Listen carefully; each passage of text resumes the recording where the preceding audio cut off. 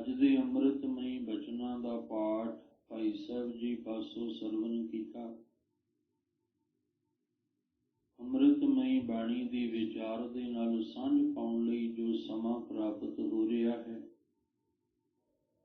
ਮਨ ਬਿਰਤੀਆਂ ਨੂੰ ਇਕਾਗਰ ਕਰਦੇ ਹੋਏ ਨਿਮਾਣੇ ਜੇ ਹੋ ਕੇ ਚਵਰ ਛਤਰ ਤਖਤ ਦੇ ਮਾਲਕ ਧੰਨ ਗੁਰੂ ਗ੍ਰੰਥ ਸਾਹਿਬ ਮਹਾਰਾਜ ਜੀ ਦੇ ਪਾਵਨ ਚਰਨਾਂ ਵਿੱਚ ਜੁੜਨ ਦਾ ਯਤਨ ਕਰੀਏ। ਸਭਨਾਂ ਦੀਆਂ ਹਾਜ਼ਰੀਆਂ ਸਮਰੱਥ ਸਤਿਗੁਰੂ ਜੀ ਦੇ ਪਾਵਨ ਚਰਨਾਂ ਵਿੱਚ ਲੱਗ ਜਾਣ। ਧੰਨ ਗੁਰੂ ਨਾਨਕ ਦੇਵ ਮਹਾਰਾਜ ਪਾਤਸ਼ਾਹ ਜੀ ਅੱਜ ਦੇ ਅੰਮ੍ਰਿਤਮਈ ਬਚਨਾਂ ਦੇ ਰਾਹੀਂ ਜੋ ਸਾਨੂੰ ਮਨੁੱਖੀ ਦੁਨਿਆਵੀ ਜੀਵਾਂ ਨੂੰ ਸਮਝਾਉਣਾ ਚਾਹੁੰਦੇ ਨੇ, ਇੱਕ ਮਨ ਇੱਕ ਚਿੱਤ ਹੋ ਕੇ ਸਮਝਣ ਦਾ ਯਤਨ ਕਰੀਏ ਜੀ। ਵਾਹਿਗੁਰੂ ਸਾਹਿਬ ਜੀ।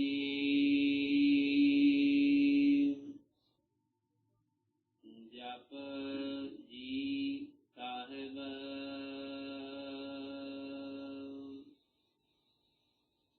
ਸੁਣਿਐ ਤਰਾਂ ਗੁਣਾ ਕੇ ਗਾਹਾ, ਸੁਣਿਐ ਸ਼ੇਖ ਪੀਰ ਪਾਤਸ਼ਾਹ।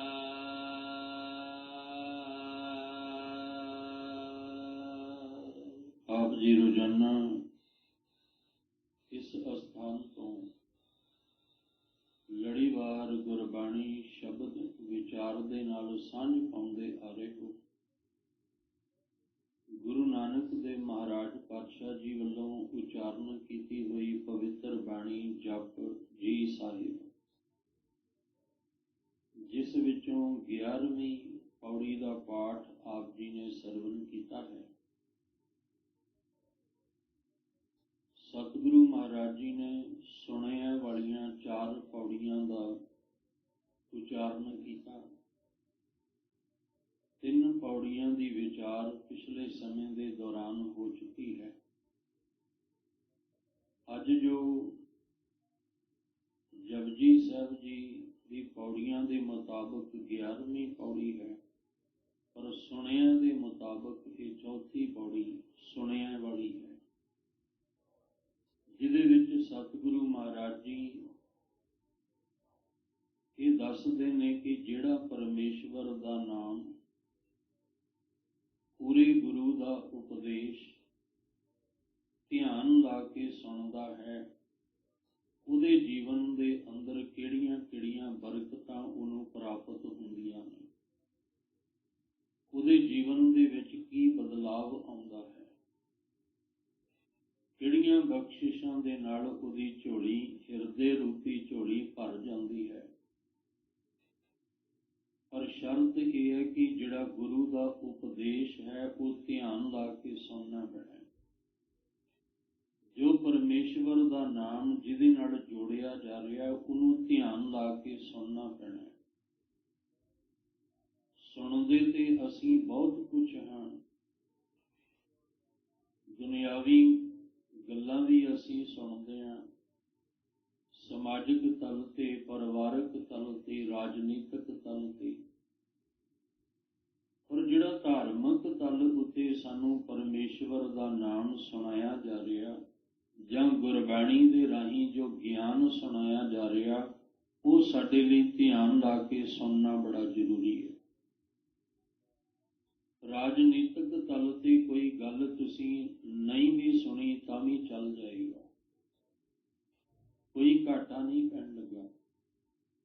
ਸਮਾਜਿਕ ਤਲ ਉੱਤੇ ਤੁਸੀਂ ਗੱਲ ਕੋਈ ਧਿਆਨ ਲਾ ਕੇ ਨਹੀਂ ਸੁਣ ਸਕੇ, ਕੋਈ ਫਰਕ ਨਹੀਂ ਪਏਗਾ, ਕੋਈ ਜ਼ਿੰਦਗੀ ਨੂੰ ਘਾਟਾ ਨਹੀਂ ਪੈਣ ਲੱਗਾ। ਸਮਾਜਿਕ ਤਲ, ਪਰਿਵਾਰਕ ਤਲ, ਵਪਾਰਕ ਤਲ, ਇਹਦੇ ਵਿੱਚ ਸਾਡੇ ਜੀਵਨ ਤੇ ਕੋਈ ਅਸਰ ਪ੍ਰਭਾਵ ਨਹੀਂ ਪਏਗਾ। ਹਾਂ, ਜੇ ਗੁਰੂ ਦਾ ਉਪਦੇਸ਼ ਧਿਆਨ ਲਾ ਕੇ ਨਹੀਂ ਸੁਣਿਆ, ਜੇ ਅਸੀਂ ਪਰਮੇਸ਼ਵਰ ਦੇ ਨਾਮ ਨੂੰ ਧਿਆਨ ਲਾ ਕੇ ਨਹੀਂ ਸੁਣਿਆ ਤੇ ਜੀਵਨ ਦੇ ਵਿੱਚ ਬਹੁਤ ਵੱਡਾ ਘਾਟਾ ਪੈ ਜਾਏਗਾ, ਨੁਕਸਾਨ ਹੋ ਜਾਏਗਾ। यही कारण है कि सानू बार बार महाराज जी ने आख्या भी ध्यान ला के सुन। जिहड़ी गल तैनूं सुनाई जा रही है गुरबाणी दे द्वारा, वो तेरे भले वास्ते है। जो गुर कहे सोई भल मानो। जो गुरु कह रहे ने उन्हों भला करके अपने जीवन विच मन, और मनांगे ताई जे सुनांगे पहला। और सुनना भी ऐसा होवे, दो सानू स्रोत दिते ने कन्नां दे राही सुनन लई, पर ऐसा ना होवे कि एक कंन तो सुनिया ते दूजे तो कढ़ दिता, एक कंन तो सुनिया दूजे कंन तो बाहर, फिर अंदर जीवन दे अंदर प्रभाव नहीं पएगा, बदलाव नहीं आएगा। जो असी सुनिया है उन्होंने अपने अंदर हिरदे विच जां दिमाग दे विच असी उन्होंने वसाउणा है। ते जे सुनिया होया साडे दिमाग विच वस गया ते उहदा असर जरूर होएगा, उहदा प्रभाव जीवन दे विच जरूर पएगा। जिन्हां जिन्हां ने गुरु दा उपदेश, गुरु दी सतगुरु दी बाणी नूं ध्यान ला के सुनिया, उन्हां दे जीवन बदलदे वेखे ने। उन्हां दीयां आदतां बदल गईयां, जीवन बदल गया, उन्हां दा सुभाव बदल गया। एक सज्जन नशियां दे विच गलतान हो गया, भयानक तो भयानक रोग बीमारियां लग गईयां। सारे ही उन्होंने समझाउंदे ने ये नशा बड़ा माड़ा है, ये बड़ा माड़ा। सुनदा वो सारियां दी है, जिहड़ा भी उन्होंने मिलदा है यही कहंदा भी तू मेरी गल सुन, नशा बड़ा माड़ा है। पर एक दिन गुरु साहब जी दे बोल उहदे कन्नां दे विच पए, गुरबाणी दे बोल, गुरबाणी दा ज्ञान जदों उहदे कन्नां दे विच पिया, उहने ध्यान ला के सुनिया, उसे वेले ही माड़ियां आदतां छड्डण लई तैयार हो गया। उसे लई उहदा सुभाਅ जिहड़ा सी वो बदल गया। जिन्हों इन्ने चिरां तो, इन्ने सालां तो समझा रहे सी, अज दो बोल उन्हें गुरबाणी दे ध्यान ला के सुन लए। वो दो बोल सुने हुए ऐसा असर कर गए कि 2 मिनटां दे विच मन बना लिया भी नहीं, अज तो बाद मैं माड़ा कर्म नहीं करना, अज तो बाद मैं पाप नहीं करना, अज तो बाद मैं कोई भी जिहड़ा वो बुरा कर्म नहीं करना।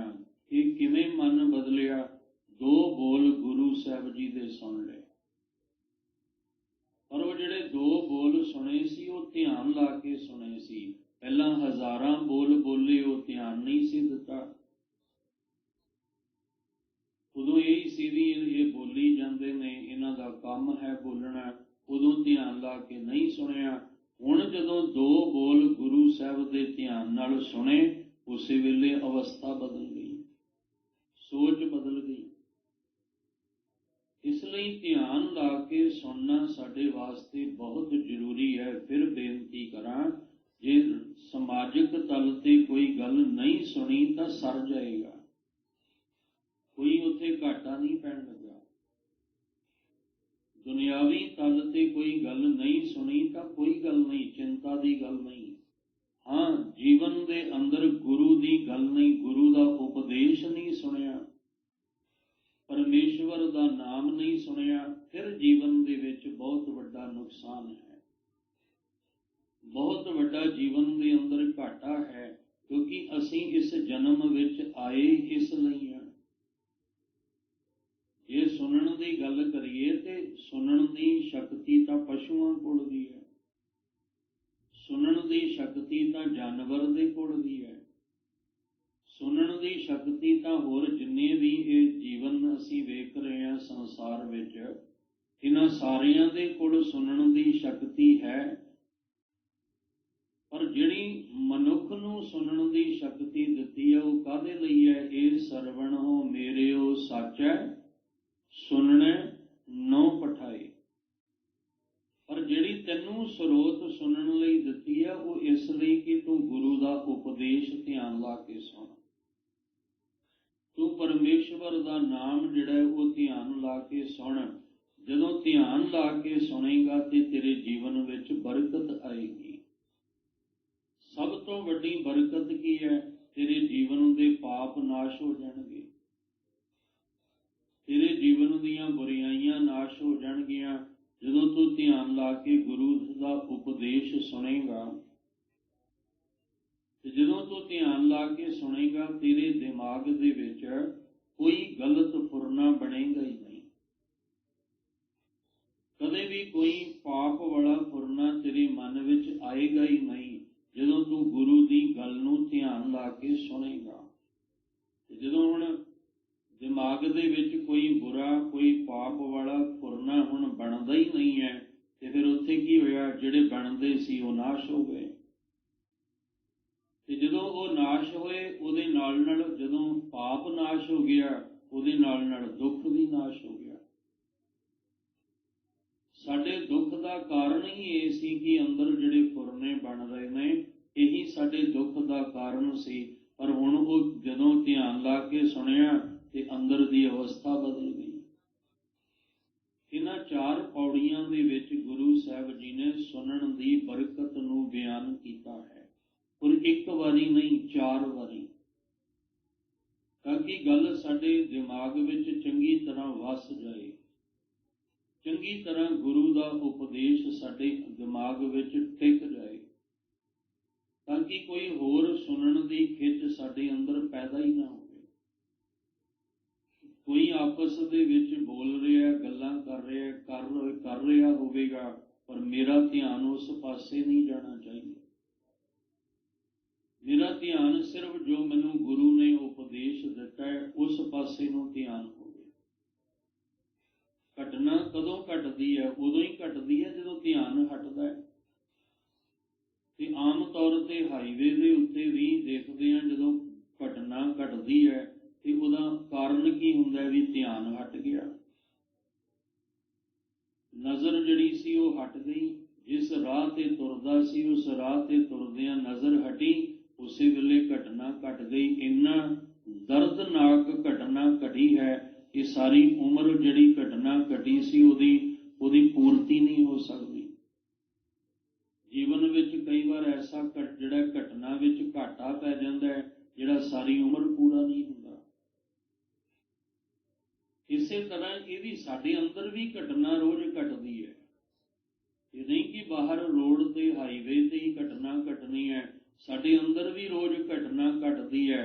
ਕਿਹਦੇ ਨਾਲ ਘਟਦੀ ਹੈ? ਕਾਮ, ਕ੍ਰੋਧ, ਲੋਭ, ਮੋਹ, ਅਹੰਕਾਰ, ਝੂਠ, ਨਿੰਦਾ, ਚੁਗਲੀ। ਰੋਜ਼ ਇਹ ਅੰਦਰ ਇਹਨਾਂ ਕਰਕੇ ਘਟਨਾ ਰੋਜ਼ ਘਟਦੀ ਹੈ।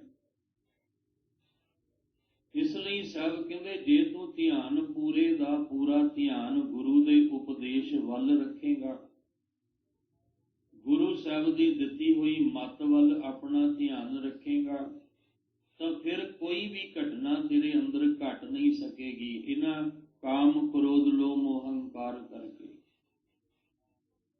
ਇਸ ਲਈ ਮਹਾਰਾਜ ਨੇ ਬਾਰ-ਬਾਰ ਇਹ ਗੱਲ ਰਿਪੀਟ ਕੀਤੀ, ਤਾਂ ਕਿ ਗੱਲ ਇੱਕ ਵਾਰ ਨਹੀਂ ਤਾਂ ਦੂਜੀ ਵਾਰ ਨਹੀਂ, ਤੀਜੀ ਵਾਰ ਨਹੀਂ, ਚੌਥੀ ਵਾਰ ਤਾਂ ਸਮਝ ਆ ਜਾਏ। ਔਰ ਜਿੰਨੀਆਂ ਵੀ ਬਰਕਤਾਂ ਨੇ ਉਹ ਸਾਰੀਆਂ ਇਹਦੇ ਵਿੱਚ ਦੱਸ ਦਿੱਤੀਆਂ। ਤੇ ਜਿਹਨੇ ਇਹ 4 ਪੌੜੀਆਂ ਨੂੰ ਸਮਝ ਲਿਆ, ਉਹਨੂੰ ਭਟਕਣ ਦੀ ਲੋੜ ਵੀ ਨਹੀਂ ਪਏਗੀ। ਜਿਹਨੇ ਸੁਣਿਆ ਵਾਲੀਆਂ 4 ਪੌੜੀਆਂ ਨੂੰ ਧਿਆਨ ਲਾ ਕੇ ਸੁਣ ਲਿਆ ਨਾ, ਸਮਝ ਲਿਆ, ਅੱਗੇ ਚੱਲਣਾ ਫਿਰ ਸੌਖਾ ਹੋ ਜਾਏਗਾ। ਪਰ ਜੇ ਸੁਣਾਂਗੇ ਹੀ ਨਹੀਂ ਤੇ ਫਿਰ ਚੱਲਣਾ ਔਖਾ ਹੈ, ਜੇ ਚੱਲਾਂਗੇ ਨਹੀਂ ਤੇ ਮੰਜ਼ਿਲ ਤੇ ਪਹੁੰਚਣਾ ਵੀ ਔਖਾ ਹੈ। ਇਸ ਲਈ ਚੱਲਣਾ ਹੀ ਔਖਾ ਹੈ। ਅੰਮ੍ਰਿਤ ਵੇਲਾ ਹੁੰਦਾ ਨਾ ਤੇ ਆਲਸ ਘੇਰ ਲੈਂਦਾ, ਮੰਜੇ ਤੋਂ ਉੱਠਣਾ ਹੀ ਔਖਾ ਹੁੰਦਾ ਹੈ। ਜਿਹੜਾ ਉੱਠ ਗਿਆ ਉਹ ਫਿਰ ਆਪਣੇ ਕਾਰਜ ਤੇ ਲੱਗ ਜਾਂਦਾ ਹੈ, ਪਰ ਜਿਹੜਾ ਉੱਥੇ ਹਿੰਮਤ ਹਾਰ ਜਾਂਦਾ ਹੈ, ਢੇਰੀ ਢਾਹ ਜਾਂਦਾ ਹੈ, ਉਹ ਫਿਰ ਪਿਆ ਹੀ ਰਹਿ ਜਾਂਦਾ ਹੈ। ਬੰਦਾ ਕਹਿੰਦਾ ਵੀ ਬੜਾ ਔਖਾ ਹੈ, ਬੜਾ ਔਖਾ ਹੈ, ਅੰਮ੍ਰਿਤ ਵੇਲੇ ਮੰਜੇ ਨੂੰ, ਨੀਂਦਰ ਨੂੰ ਤਿਆਗਣਾ ਬੜਾ ਔਖਾ ਹੈ। ਪਰ ਜਦੋਂ ਇੱਕ ਵਾਰੀ ਤੁਸੀਂ ਮੰਜਾ ਛੱਡ ਦਿਓ, ਫਿਰ ਬੰਦਾ ਕਹਿੰਦਾ ਵੀ ਪਰਵਾਹ ਹੀ ਕੋਈ ਨਹੀਂ। ਗੱਲ ਤੇ ਤੁਰਨ ਦੀ ਹੈ ਨਾ।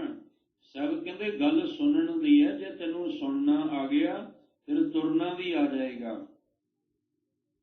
ਇਹਨਾਂ 4 ਪੌੜੀਆਂ ਨੂੰ ਜਿਹਨੇ ਸਮਝ ਲਿਆ, ਉਹ ਭਟਕੇਗਾ ਨਹੀਂ। ਫਿਰ ਉਹ ਗੁੰਮਰਾਹ ਨਹੀਂ ਹੋਏਗਾ, ਉਹ ਕਿਸੇ ਹੋਰ ਦੀਆਂ ਗੱਲਾਂ ਦੇ ਵਿੱਚ ਨਹੀਂ ਆਏਗਾ। ਇਸ ਲਈ ਸਤਿਗੁਰੂ ਮਹਾਰਾਜ ਜੀ ਨੇ ਅੱਜ ਸੁਣਿਆ ਵਾਲੀ ਚੌਥੀ ਪੌੜੀ ਤੇ ਜਪਜੀ ਸਾਹਿਬ ਦੀ 11ਵੀਂ ਪੌੜੀ ਵਿੱਚ ਸਤਿਗੁਰੂ ਮਹਾਰਾਜ ਕਹਿੰਦੇ, ਸੁਣਿਆ ਸਰਾ ਗੁਣਾ ਕੇ ਗਾਹਾ।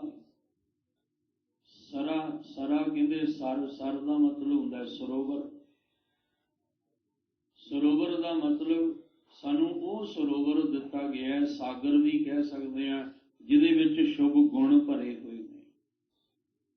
ਗੁਰ ਸਾਗਰ ਰਤਨੀ ਭਰਪੂਰੇ। ਗੁਰੂ ਇੱਕ ਸਾਗਰ ਹੈ, ਇਹਦੇ ਵਿੱਚ ਕੀਮਤੀ ਸ਼ੁਭ ਗੁਣਾਂ ਦੇ ਰਤਨ ਭਰੇ ਪਏ ਨੇ। ਜਾਂ ਗੁਰ ਕਾ ਸ਼ਬਦ ਰਤਨ ਹੈ ਹੀਰੇ, ਜਿਤ ਜੜਾਓ। ਉਹ ਹੀਰੇ ਕੀ ਨੇ? ਸ਼ੁਭ ਗੁਣ ਨੇ। ਜਦੋਂ ਅਸੀਂ ਗੁਰਬਾਣੀ ਦੇ ਨਾਲ ਜੁੜਨਾ ਹੈ ਤੇ ਉਹ ਸ਼ੁਭ ਗੁਣਾਂ ਨੂੰ ਗ੍ਰਹਿਣ ਕਰਨਾ ਹੈ।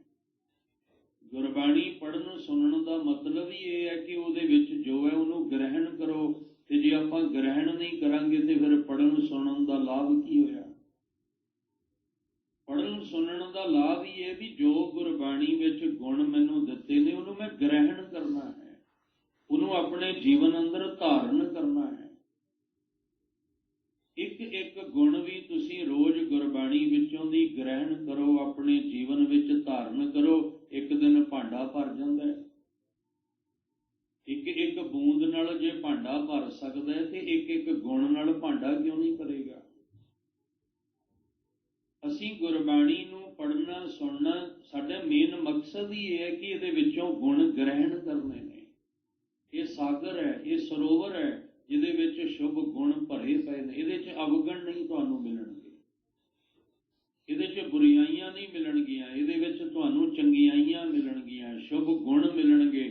ਕਿਉਂ? ਕਿਉਂਕਿ ਅਵਗਣ ਤੇ ਸਾਡੇ ਵਿੱਚ ਭਰੇ ਹੋਏ ਨੇ। ਸਤਿਗੁਰੂ ਜੀ ਕਹਿੰਦੇ ਨੇ ਕਿ ਸ਼ੁਭ ਗੁਣਾਂ ਨਾਲ ਭਰਪੂਰ ਜਿਹੜਾ ਸਾਗਰ ਜਾਂ ਸਰੋਵਰ ਹੈ, ਉਹਨੂੰ ਗਾਹ ਦਾ ਅਰਥ ਹੈ ਗਾਉਣਾ, ਉਹਨੂੰ ਇਕੱਠਾ ਕਰਨਾ, ਗ੍ਰਹਿਣ ਕਰਨਾ। ਦੋ ਅਰਥ ਵਿਦਵਾਨਾਂ ਨੇ ਕੀਤੇ ਨੇ। ਵੈਸੇ ਅਰਥ ਬਹੁਤ ਨੇ, ਇੱਕ ਇੱਕ ਪੰਕਤੀ ਦੇ ਵਿਦਵਾਨਾਂ ਨੇ ਜਿੰਨੀ ਮੱਤ ਗੁਰੂ ਸਾਹਿਬ ਨੇ ਦਿੱਤੀ ਹੈ ਉਸ ਅਨੁਸਾਰ ਹਰ ਇੱਕ ਨੇ ਅਰਥ ਕੀਤੇ ਨੇ। ਕਹਿੰਦੇ ਇੱਕ ਸਰਾ ਦਾ ਅਰਥ ਸਾਗਰ ਹੈ, ਸਰੋਵਰ ਹੈ, ਜਿਹਦੇ ਵਿੱਚ ਸ਼ੁਭ ਗੁਣ ਜਿਹੜੇ ਆ ਉਹ ਭਰੇ ਪਏ ਨੇ। ਸੁਣੇ ਹੈ, ਜਿਹੜਾ ਧਿਆਨ ਲਾ ਕੇ ਸੁਣਦਾ ਹੈ ਉਹ ਇਸ ਸਰੋਵਰ ਵਿੱਚੋਂ ਦੀ ਸ਼ੁਭ ਗੁਣਾਂ ਨੂੰ ਗ੍ਰਹਿਣ ਕਰਦਾ ਹੈ, ਸ਼ੁਭ ਗੁਣਾਂ ਨੂੰ ਧਾਰਨ ਕਰਦਾ ਹੈ। ਜਾਂ ਇੱਕ ਵਿਦਵਾਨ ਨੇ ਅਰਥ ਕੀਤੇ ਨੇ, ਕਹਿਣ ਲੱਗੇ ਜਿਹੜਾ ਧਿਆਨ ਲਾ ਕੇ ਸੁਣਦਾ ਹੈ ਉਹ ਇਸ ਸਮੁੰਦਰ ਦੇ ਵਿੱਚ ਸ਼ੁਭ ਗੁਣਾਂ ਦਾ ਜੀਵਨ ਜਿਹੜਾ ਆਪਣੇ ਜੀਵਨ ਵਿੱਚ ਧਾਰਨ ਕਰਕੇ ਉਹ ਸ਼ੁਭ ਗੁਣਾਂ ਦਾ ਸਾਗਰ ਹੀ ਬਣ ਜਾਂਦਾ ਹੈ। ਜਿਵੇਂ ਅੱਗੇ ਜਾ ਕੇ ਇੱਕ ਜ਼ਿਕਰ ਆਏਗਾ ਕਿ ਨਦੀਆਂ ਚੱਲ ਰਹੀਆਂ ਨੇ ਸਮੁੰਦਰ ਵੱਲ, ਤੇ ਜਦੋਂ ਉਹ ਸਮੁੰਦਰ ਵਿੱਚ ਸਮਾਉਂਦੀਆਂ ਨੇ ਤੇ ਕੀ ਹੁੰਦਾ ਹੈ? ਸਮੁੰਦਰ ਹੀ ਹੋ ਜਾਂਦੀਆਂ ਨੇ। ਇਸੇ ਤਰ੍ਹਾਂ ਜਿਹੜਾ ਧਿਆਨ ਲਾ ਕੇ ਸੁਣੇਗਾ ਉਹ ਸ਼ੁਭ ਗੁਣਾਂ ਦਾ ਸਾਗਰ ਹੀ ਹੋ ਜਾਂਦਾ ਹੈ, ਉਹ ਸ਼ੁਭ ਗੁਣਾਂ ਦਾ ਸਰੋਵਰ ਹੀ ਬਣ ਜਾਂਦਾ ਹੈ। ਉਹਦੇ ਅੰਦਰ ਹੀ ਸਰੋਵਰ ਸ਼ੁਭ ਗੁਣਾਂ ਦਾ ਬਣ ਜਾਂਦਾ ਹੈ। ਉਹ ਆਪ, ਉਹਦਾ ਜੀਵਨ ਹੀ ਐਸਾ ਹੋ ਜਾਂਦਾ ਹੈ ਕਿ ਉਹ ਸ਼ੁਭ ਗੁਣਾਂ ਦਾ ਸਰੂਪ ਬਣ ਜਾਂਦਾ ਹੈ। ਇਸ ਲਈ ਦੋ ਅਰਥ ਜਿਹੜੇ ਨੇ ਅਸੀਂ ਕਰ ਸਕਦੇ ਹਾਂ ਕਿ ਇੱਕ ਤੇ ਜਿਹੜਾ ਤੁਹਾਨੂੰ ਬੋਲ ਸੁਣਾਏ ਜਾ ਰਹੇ ਨੇ ਉਹ ਉਸ ਸਰੋਵਰ ਦੇ ਵਿੱਚੋਂ ਦੀ ਲੈ ਕੇ ਸੁਣਾਏ ਜਾ ਰਹੇ ਨੇ ਜਿਹੜਾ ਸ਼ੁਭ ਗੁਣਾਂ ਨਾਲ ਭਰਪੂਰ ਹੈ। ਤੇ ਜਿਹੜਾ ਉਹਨੂੰ ਧਿਆਨ ਲਾ ਕੇ ਸੁਣੇਗਾ ਉਹਦੇ ਜੀਵਨ ਦੇ ਅੰਦਰ ਫਿਰ ਸ਼ੁਭ ਗੁਣ ਜਿਹੜੇ ਨੇ ਧਾਰਨ ਹੋਣਗੇ। ਉਹ ਜਾਂ ਸ਼ੁਭ ਗੁਣਾਂ ਨੂੰ ਗ੍ਰਹਿਣ ਕਰਨ ਵਾਲਾ ਹੋ ਜਾਂਦਾ ਹੈ। ਸੁਣੈ ਸੇਖ ਪੀਰ ਪਾਤਸ਼ਾਹ। ਜਿਹੜਾ ਧਿਆਨ ਲਾ ਕੇ, ਹੁਣ ਫਿਰ ਇੱਕ ਵਾਰ ਸਮਝ ਲੈਣਾ, ਕਿਹੜੇ ਬੋਲ, ਦੁਨੀਆ ਦੇ ਬੋਲ ਨਹੀਂ, ਸਮਾਜਿਕ ਜਾਂ ਪਰਿਵਾਰਕ ਜਾਂ ਰਾਜਨੀਤਿਕ ਬੋਲ ਨਹੀਂ, ਵਪਾਰਕ ਬੋਲ ਨਹੀਂ। ਕਿਹੜੇ ਬੋਲ? ਜਿਹੜੇ ਧੁਰੋਂ ਆਏ ਹੋਏ ਬੋਲ ਨੇ, ਜਿਹੜੇ ਖਸਮ ਦੇ ਬੋਲ ਨੇ, ਜਿਹੜੇ ਇਸ ਦੁਨੀਆ ਨੂੰ ਬਣਾਉਣ ਰਚਣ ਵਾਲੇ ਦੇ ਜਿਹੜੇ ਬੋਲ ਨੇ ਉਹਨੂੰ ਜਿਹੜਾ ਧਿਆਨ ਲਾ ਕੇ ਸੁਣੇਗਾ, ਹੁਣ ਉਸ ਮਾਲਕ ਦੇ ਜਾਂ ਧੁਰੋਂ ਆਏ ਬੋਲ ਕਿੱਥੋਂ ਸੁਣਨਗੇ? ਗੁਰੂ ਗ੍ਰੰਥ ਸਾਹਿਬ ਵਿੱਚੋਂ, ਗੁਰੂ ਗ੍ਰੰਥ ਸਾਹਿਬ ਜੀ ਦੀ ਬਾਣੀ ਵਿੱਚੋਂ। ਕਿਉਂਕਿ ਬੋਲ ਕੌਣ ਰਿਹਾ? ਗੁਰੂ। ਤੇ ਉਹ ਜਿਹੜੇ ਬੋਲ ਜਿਹੜੇ ਗੁਰੂ ਸਾਹਿਬ ਬੋਲ ਰਹੇ ਨੇ, ਉਹ ਕਹਿੰਦੇ ਵੀ ਮੈਂ ਨਹੀਂ ਆਪ ਬੋਲ ਰਿਹਾ, ਉਹ ਜਿਵੇਂ ਬੁਲਾ ਰਿਹਾ ਮੈਂ ਤਿਵੇਂ ਬੋਲ ਰਿਹਾ, ਜਿਵੇਂ ਉਹ ਮੇਰੇ ਕੋਲੋਂ ਗਵਾ ਰਿਹਾ ਮੈਂ ਗਾ ਰਿਹਾ। ਜੈਸੀ ਮੈਂ ਆਵੇ ਖਸਮ ਕੀ ਬਾਣੀ, ਤੈਸਰਾ ਕਰੀ ਗਿਆਨ ਵੇ ਲਾਲੋ। ਜੇ ਇੱਕ ਅਵਸਥਾ ਇੱਥੇ ਆ ਜਾਏਗੀ ਜਿੱਥੇ ਅਸੀਂ ਕਵਾਂਗੇ ਕਿ ਬੁਲਾਇਆ ਬੋਲੀ ਖਸਮ ਦਾ। ਹੁਣ ਇੱਥੇ ਮੈਂ ਨਹੀਂ ਬੋਲ ਰਿਹਾ, ਇੱਥੇ ਖਸਮ ਦਾ ਬੁਲਾਇਆ ਬੋਲ ਰਿਹਾ। ਤੇ ਕਈ ਵਾਰੀ ਕਹਿੰਦੇ ਨਾ ਵੀ ਤੂੰ ਬੋਲੀ ਕਿਹਦੀ ਬੋਲਦਾ ਹੈ? ਤੂੰ ਕਿਸੇ ਹੋਰ ਦੀ ਬੋਲੀ ਬੋਲ ਰਿਹਾ, ਤੇਰੀ ਬੋਲੀ ਨਹੀਂ ਹੈ। ਆਮ ਅਸੀਂ ਕਹਿ ਦਿੰਦੇ ਹਾਂ ਵੀ ਫਲਾਣਾ ਕਿਸੇ ਹੋਰ ਦੀ ਬੋਲੀ ਬੋਲ ਰਿਹਾ, ਆਪਣੀ ਬੋਲੀ ਨਹੀਂ ਬੋਲ ਰਿਹਾ। ਇਸੇ ਤਰ੍ਹਾਂ ਇਹ ਜਿਹੜੇ ਬੋਲ ਨੇ ਗੁਰਬਾਣੀ ਚੋਂ ਸੁਣਾਏ ਜਾ ਰਹੇ ਨੇ, ਇਹ ਖਸਮ ਦੇ ਬੋਲ ਨੇ, ਇਹ ਉਸ ਮਾਲਕ ਦੇ ਬੋਲ ਜਿਹੜੇ ਆ ਸੁਣਾਏ ਜਾ ਰਹੇ ਨੇ। ਕਿਤੇ ਨਹੀਂ ਗੁਰੂ ਸਾਹਿਬ ਨੇ ਲਿਖਿਆ ਮੇਰੇ ਬੋਲ, ਜਾਂ ਭਗਤ ਜਨਾਂ ਨੇ ਲਿਖਿਆ ਵੀ ਇਹ ਮੇਰੇ ਬੋਲ ਨੇ। ਉਹ ਆਖਿਆ ਜਿਵੇਂ ਉਹਨੇ ਬੁਲਾਇਆ ਅਸੀਂ ਬੋਲ ਦਿੱਤਾ। ਕਿਉਂ ਉਹਨਾਂ ਤੋਂ ਬੁਲਵਾਇਆ? ਕਿਉਂਕਿ ਉਹਨਾਂ ਦਾ ਹਿਰਦਾ ਅੰਦਰੋਂ ਸ਼ੁੱਧ ਸੀ। ਸ਼ੁੱਧ ਹਿਰਦਿਆਂ ਚੋਂ ਹੀ ਮਾਲਕ ਬੋਲੇਗਾ, ਅਵਗਣਾ ਵਾਲਿਆਂ ਵਿੱਚੋਂ ਨਹੀਂ ਬੋਲਦਾ। ਉਹਨਾਂ ਵਿੱਚੋਂ ਤੇ ਸ਼ੈਤਾਨ ਬੋਲਦਾ ਹੈ, ਉਹਨਾਂ ਵਿੱਚੋਂ ਵਿਕਾਰ ਬੋਲਦੇ ਨੇ। ਪਰ ਜਿਨ੍ਹਾਂ ਦਾ ਹਿਰਦਾ ਅੰਦਰੋਂ ਪਵਿੱਤਰ ਸੀ, ਸ਼ੁੱਧ ਸੀ, ਉਹਨਾਂ ਦੇ ਹਿਰਦਿਆਂ ਚੋਂ ਉਹ ਆਪ ਬੋਲਿਆ। ਤੇ ਜਦੋਂ ਉਹਨਾਂ ਦੇ ਹਿਰਦਿਆਂ ਚੋਂ ਜਿਹੜੇ ਬੋਲ ਨਿਕਲੇ ਨੇ ਖਸਮ ਦੇ, ਉਹ ਅਸੀਂ ਧਿਆਨ ਲਾ ਕੇ ਸੁਣਨੇ ਨੇ, ਜੋ ਗੁਰੂ ਦੀ ਮੱਤ ਅਨੁਸਾਰ ਸਾਨੂੰ ਮਿਲੇ ਨੇ। ਜੋ 15 ਭਗਤਾਂ ਦੀ ਬਾਣੀ, 11 ਭੱਟਾਂ ਦੇ ਬੋਲ, ਗੁਰਸਿੱਖਾਂ ਦੇ ਬੋਲ ਦਰਜ ਕੀਤੇ, ਉਹ ਕਿਹਦੇ ਰਾਹੀਂ ਹੋਏ? ਗੁਰੂ ਸਾਹਿਬ ਦੇ ਰਾਹੀਂ ਹੋਏ ਨੇ। ਇਹਦਾ ਮਤਲਬ ਸਾਰੀ ਬਾਣੀ ਗੁਰੂ ਦੇ ਮੱਤ ਅਨੁਸਾਰ ਹੈ। ਤੇ ਜੋ ਗੁਰਬਾਣੀ ਵਿੱਚ ਸੁਣਾਇਆ ਜਾ ਰਿਹਾ ਉਹ ਗੁਰਮਤ ਅਨੁਸਾਰ ਹੀ ਸੁਣਾਇਆ ਜਾ ਰਿਹਾ ਹੈ, ਇਹਦੇ ਵਿੱਚ ਮਨਮਤ ਨਹੀਂ ਹੈ। ਇਸ ਲਈ ਇਹ ਜਿੰਨੇ ਵੀ ਬੋਲ ਨੇ ਇਹ ਉਸ ਰੱਬੀ ਬੋਲ ਨੇ, ਇਹ ਧੁਰ ਕੀ ਬਾਣੀ ਦੇ ਬੋਲ ਨੇ। ਇਹ ਜਿਵੇਂ ਅਸੀਂ ਪੜ੍ਹਦੇ ਹਾਂ ਬਾਣੀ ਵਿੱਚ ਕਿ ਸਤਿਗੁਰ ਕੀ ਬਾਣੀ ਸਤ ਸਤ ਕਰ ਜਾਣੋ, ਗੁਰ ਸਿੱਖੋ ਹਰ ਕਰਤਾ ਆਪ ਮੂੰਹੋਂ ਕਢਾਏ। ਉਸ ਕਰਤੇ ਨੇ ਆਪ ਮੂੰਹੋਂ ਕਢਵਾਏ ਨੇ ਬੋਲ। ਕਾਹਦੇ ਲਈ? ਤਾਂ ਕਿ ਅਸੀਂ ਸੁਣ ਸਕੀਏ, ਤਾਂ ਕਿ ਹਰ ਮਨੁੱਖਾ ਜਾਮੇ ਵਿੱਚ ਆਏ ਹੋਏ ਪ੍ਰਾਣੀ ਦੇ ਕੰਨਾਂ ਤੱਕ ਇਹ ਬੋਲ ਪਹੁੰਚ ਜਾਣ। ਕਿਉਂ ਪਹੁੰਚ ਜਾਣ? ਕਿਉਂਕਿ ਅਸੀਂ ਆਏ ਤੇ ਮਨੁੱਖਾ ਜਾਮਾ ਲੈ ਕੇ ਆ, ਪਰ ਕਰਤੂਤਾਂ ਪਸ਼ੂ ਦੀਆਂ ਕਰ ਰਹੇ ਹਾਂ। ਆਏ ਤੇ ਅਸੀਂ ਮਨੁੱਖਾ ਜਾਮਾ ਲੈ ਕੇ ਆ, ਪਰ ਹਰਕਤਾਂ ਸ਼ੈਤਾਨਾਂ ਵਾਲੀਆਂ ਕਰ ਰਹੇ ਹਾਂ। ਸ਼ੈਤਾਨ ਬਣ ਕੇ ਅਸੀਂ ਸੰਸਾਰ ਦੇ ਵਿੱਚ ਘੁੰਮ ਰਹੇ ਹਾਂ, ਸ਼ੈਤਾਨੀਅਤ ਫੈਲਾ ਰਹੇ ਹਾਂ, ਹੈਵਾਨੀਅਤ ਫੈਲਾ ਰਹੇ ਹਾਂ। ਜੋ ਕੂੜ ਸਾਡੇ ਅੰਦਰ ਭਰਿਆ ਉਹ ਅਸੀਂ ਫੈਲਾ ਰਹੇ ਹਾਂ। ਇਸ ਲਈ ਸਾਹਿਬ ਕਹਿੰਦੇ ਨੇ ਉਸ ਕਰਤੇ ਨੇ ਇਹ ਚੁਣ ਚੁਣ ਕੇ ਉਹਨਾਂ ਕੋਲੋਂ ਇਹ ਮੂੰਹੋਂ ਬੋਲ ਕਢਵਾਏ। ਕਿਉਂ ਕਢਵਾਏ? ਤਾਂ ਕਿ ਉਹਨਾਂ ਸ਼ੈਤਾਨਾਂ ਹੈਵਾਨਾਂ ਤੱਕ ਇਹ ਬੋਲ ਪਹੁੰਚਣ ਤੇ ਉਹ ਆਪਣੇ ਅੰਦਰ ਦੇ ਪਾਪ ਨੂੰ ਨਾਸ਼ ਕਰ ਸਕਣ। ਉਹਨਾਂ ਦੇ ਅੰਦਰ ਦਾ ਪਾਪ ਜਿਹੜਾ ਹੈ ਇਹ ਬੋਲ ਸੁਣ ਕੇ ਨਾਸ਼ ਹੋ ਜਾਏ, ਉਹਨਾਂ ਨੂੰ ਹੋਸ਼ ਆ ਜਾਏ ਕਿ ਅਸੀਂ ਮਨੁੱਖ ਹਾਂ, ਅਸੀਂ ਇਨਸਾਨ ਹਾਂ, ਅਸੀਂ ਇਨਸਾਨਾਂ ਵਾਲੀਆਂ ਹਰਕਤਾਂ ਕਰਨੀਆਂ ਨੇ, ਅਸੀਂ ਮਨੁੱਖ ਹਾਂ ਤੇ ਮਨੁੱਖ ਵਾਲੇ ਕਰਮ ਕਰਨੇ ਨੇ। ਪਰ ਹੈਰਾਨੀ ਵਾਲੀ ਗੱਲ ਹੈ ਵੀ ਮਨੁੱਖ ਨੂੰ ਪਸ਼ੂ ਕਿਹਾ ਜਾਂਦਾ ਹੈ, ਮਨੁੱਖ ਨੂੰ ਜਾਨਵਰ ਕਿਹਾ ਜਾਂਦਾ ਹੈ। ਕਿਉਂ? ਕਿਉਂਕਿ ਉਹਦੀਆਂ ਹਰਕਤਾਂ ਨੇ। ਕਿਉਂ ਨੇ? ਕਿਉਂਕਿ ਉਹ ਭੁੱਲ ਗਿਆ ਮੈਂ ਆਇਆ ਕਾਹਦੇ ਵਾਸਤੇ ਹਾਂ, ਮੇਰਾ ਜਨਮ ਕਿਸ ਵਾਸਤੇ ਹੋਇਆ, ਮੈਂ ਤੁਰਨਾ ਕਿਸ ਪਾਸੇ ਸੀ, ਤੁਰ ਕਿਸ ਪਾਸੇ ਰਿਹਾ। ਇਸ ਲਈ ਇਹ ਜਿਹੜੇ ਰੱਬੀ ਬੋਲ ਨੇ ਇਹ ਸਾਡੇ ਲਈ ਸੁਣਨੇ ਬਹੁਤ ਜ਼ਰੂਰੀ ਨੇ। ਸਾਨੂੰ ਕੁਝ ਸਮਾਂ ਜ਼ਿੰਦਗੀ ਦਾ ਜਿਹੜਾ ਉਹ ਕੱਢ ਕੇ, ਜ਼ਿੰਦਗੀ ਵਿੱਚੋਂ ਦੀ ਕੁਝ ਸਮਾਂ ਕੱਢ ਕੇ ਇਹ ਬੋਲ ਸੁਣ ਲੈਣੇ ਚਾਹੀਦੇ ਨੇ, ਕਿਉਂਕਿ ਇਹ ਸਾਡੇ ਭਲੇ ਵਾਸਤੇ, ਸਾਡੇ ਨੁਕਸਾਨ ਵਾਸਤੇ ਨਹੀਂ।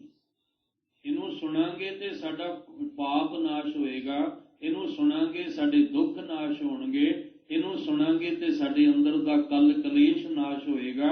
ਇਸ ਲਈ ਇਹ ਸੁਣਨਾ ਬਹੁਤ ਜ਼ਰੂਰੀ ਹੈ। ਕਈ ਵਾਰ ਬੰਦਾ ਕਹਿੰਦਾ ਵੀ ਮੇਰੇ ਕੋਲ ਤਾਂ ਸਮਾਂ ਹੀ ਨਹੀਂ, ਟਾਈਮ ਨਹੀਂ, ਤੇ ਇੱਥੇ ਤੱਕ ਵੀ ਸਾਨੂੰ ਛੂਟ ਦੇ ਦਿੱਤੀ ਵੀ ਚੱਲ ਜਿੰਨਾ ਸਮਾਂ ਮਿਲੇ ਉਨਾ ਹੀ ਸੁਣ ਲਿਆ ਕਰ। ਜੇ ਤੂੰ ਥੋੜਾ ਵੀ ਸੁਣ ਲਵੇਂ ਨਾ, ਥੋੜਾ ਜਿਹਾ ਵੀ, ਥੋੜਾ ਵੀ ਰੋਜ਼ ਸੁਣੇ ਤਾਂ ਇੱਕ ਦਿਨ ਕਿੱਥੇ ਪਹੁੰਚ ਜਾਂਦਾ ਬੰਦਾ। ਏਕ ਘੜੀ ਆਦੀ ਹੋ ਪੁਨ ਆਦ, ਭਗਤਨ ਸੇਤੀ ਗੋਸਤੇ ਜੋ ਕੀਨੋ ਸੋ ਲਾਭ। ਜੋ ਤੂੰ ਸਮਾਂ ਇਸ ਪਾਸੇ ਨੂੰ ਲਾਏਗਾ ਉਹ ਤੇਰੇ ਲਾਭਦਾਇਕ ਹੋਏਗਾ, ਉਹ ਤੇਰੇ ਲਈ ਨੁਕਸਾਨਦਾਇਕ ਨਹੀਂ ਹੈ।